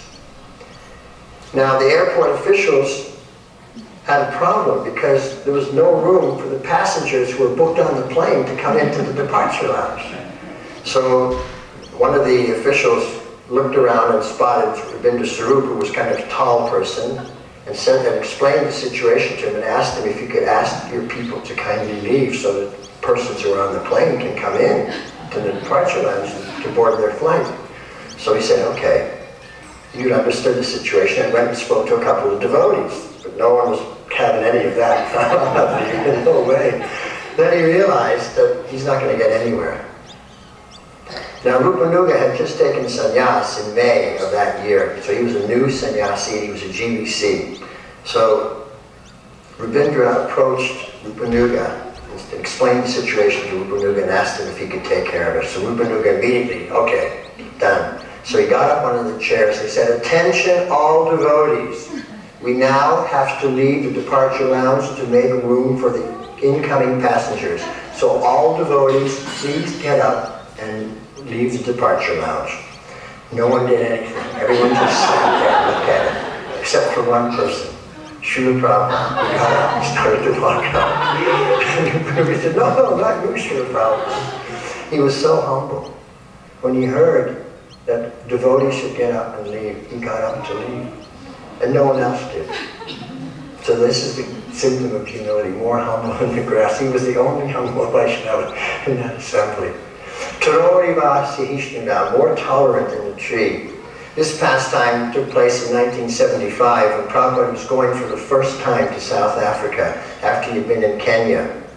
And he was flying on the plane, and on that plane was the South African football team who had just played in Kenya. So they were a rowdy bunch, and they won the match, and they were kind of, you know, happy and upbeat. So after the plane took off, the stewardesses came around, they were serving drinks, and these guys were taking their drinks and getting a little high and a little rowdy, lighting up cigarettes. Now, it's a non-smoking cabin that they were in. So Pushta Krishna, who was Prabhupada's secretary, was sitting next to Prabhupada, Pushta Krishna Maharaj at that time. He got a little disturbed. This is not very nice. Why Prabhupada should be subjected to this? So he pressed the call button to call for the stewardess.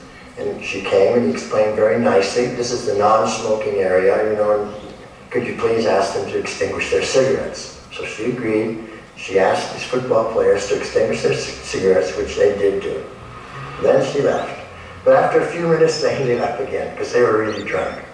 So now, Pushta Krishna could see that he wasn't going to get anywhere with the stewardess. So he decided he was going to take matters into his own hands. So he got up, and he was going to get heavy with these guys. And Srila Prabhupada said, oh, where you were going? She said, well, they're smoking, Srila Prabhupada. Sit down. And then Srila Prabhupada looked him right in the eye and said, what is the difference between us and them if we cannot tolerate? So Prabhupada tolerated the cigarette smoke and the rowdiness and everything. He was undisturbed. And he said, what is the difference between us and them if we cannot tolerate? So the pure devotee, the Vaishnava, he exemplifies this. Tarodhi vasa ishnina, more tolerant than the tree. And then amarina amanadena, not desiring any respect for himself or any honor, but desiring to give all respect and honor to others. So a pastime, this was just end of 1975 and 76, I think it was January 76. I had arrived in Bombay, December 75. And at that time, the Bombay Temple was just a hole in the ground with the foundation. And Prabhupada's rooms at that time was at the back of the property, which are now the BBT building. So Prabhupada had come early January 76, I believe, sometime in January. And he wanted to really get this project moving. So the next morning, after breakfast prasadam, he had a big meeting in his rooms with all the people who were involved in doing this project, and the sannyasi, the GBC temple president, all the people, everybody. So they're in the room having this big important meeting. Then up the stairs comes the cleaning lady, a Bungi lady from the Bungi colony, not far from the temple.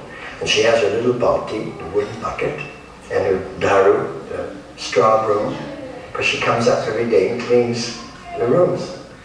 So she comes up to the top of the landing, and the door is slightly ajar.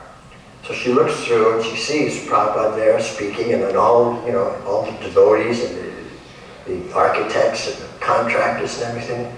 So she can't go in. But she can't not do her service. She can't go down and forget about it, because that one rupee feeds her children. She needs it, so she doesn't know what to do. So she's just standing there. Meanwhile, Prabhupada's speaking, and as he turns his head to the right, he sees through the door that's ajar, he sees the cleaning lady standing there. So immediately, he stops the discussion. He says, now we have to stop. The cleaning lady has come. When it's her time to clean, then she's the authority here. Everyone has their area of authority. And when it's her time to clean, she's the authority. So we have to get up and leave. So they'll got up and leave. So the Jagat Guru recognized the authority of that cleaning lady. Amarina amanadena, giving all respect to others and not desiring anything for himself. In this way, Kirtaniya Sadahari, one is able to chant the holy name of the Lord constantly, which we always saw. Srila Prabhupada always chanting the holy name of the Lord constantly. So here we see that Prabhupada was the embodiment, the personification of that verse, which he said many years back, he had explained to his godbrother that this was the formula to get Krishna praying. And he would spread it the whole world over, and he was the embodiment of that. Krishna Kirtana Bhanana Tanapano Ango Prema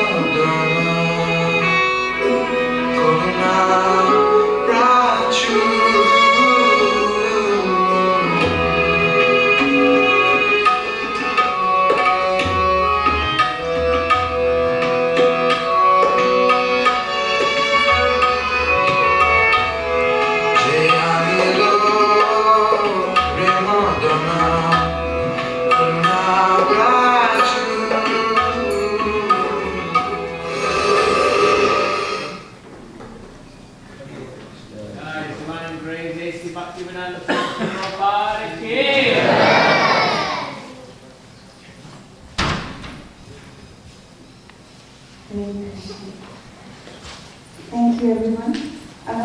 Just so the next thing is the Pushpanjali, but before that I would like to thank all the organizers and the sponsors, so just bear with me. On behalf of ISKCON Adelaide, we offer our humble obeisances to all of you. All glories to His Divine Grace, A.C. Bhaktivedanta Swami Srila Prabhupada ki Jai. We are truly blessed to have celebrated this auspicious day, remembering our beloved spiritual Grandmaster, Srila Prabhupada. Today's program has been a wonderful reminder of his divine mission to spread Krishna consciousness to every town and village in the world. We are deeply grateful to our respected devotees and speakers for sharing their insights and heartfelt experiences. The children and the volunteers for the beautiful performances, kirtans and dramas. Our organizers and volunteers who worked tirelessly behind the scene. A big Haribol to our sponsor for today's celebrations, Ashok Kumar Jairaj Prabhu and family. A big Haribol. Haribol. And finally, to all of you, dear guests and participants, for joining us with devotion and love. As Srila Prabhupada said, your love for me will be shown by how you cooperate to keep this movement together. Always think of Krishna and you will be happy. So let us continue to honor his mission by chanting, serving and spreading the message of love of Krishna in our daily lives.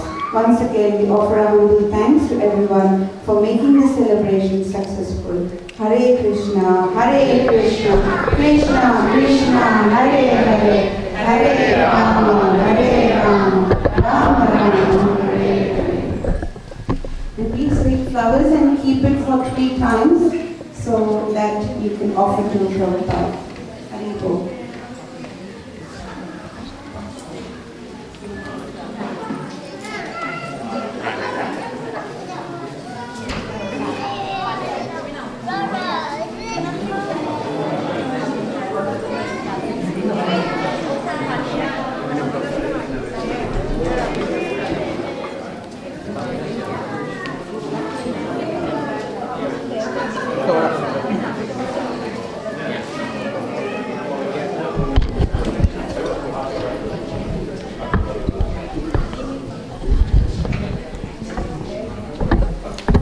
Haribol. So now you in power, Pushpanjali 3 times. You follow my Namo Vishnu Padaya Krishna Pristaya Khale Mate Bhaktivedanta Swami Navine Namaste Saraswati Devi Gauravani Pracharine Nirvishesha Punyavadi Archathya Satarine Esha Pushpanjali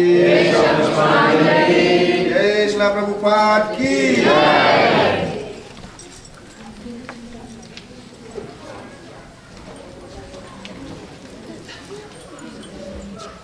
Namo Vishnu Padaya Krishna Pristaya Bhutale Srimate Bhaktivedanta Swami Namine Namaste Saraswati Devi Gauravani Pracharine Nirvishesha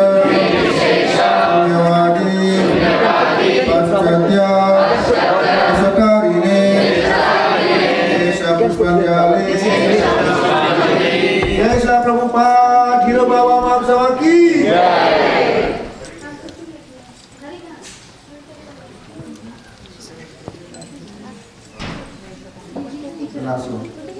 Namo Vishnupadaya Krishna Pristaya Hale Bhaktivedanta Swami Namine Namaste Saraswati Devi Vani Pracharine Vishesa Sunyavadi Paschatya Sakarine Sapuspanjali Jai Sri Prabhupada ki Jai ki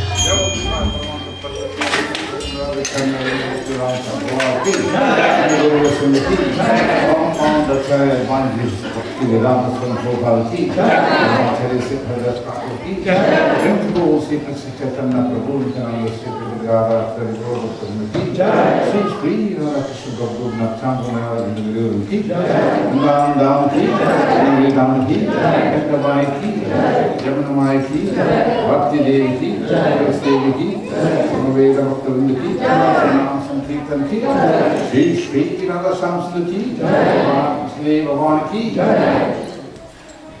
Sri Gauritai ki, ISKCON Adelaide Yatra ki, Srila Prabhupada Disappearance Festival ki, Good Prema, Glorious Samvara, Glorious Samvara, Glorious Samvara. All glories to Sri Guru and Gauranga. All glories to Prabhupada ki.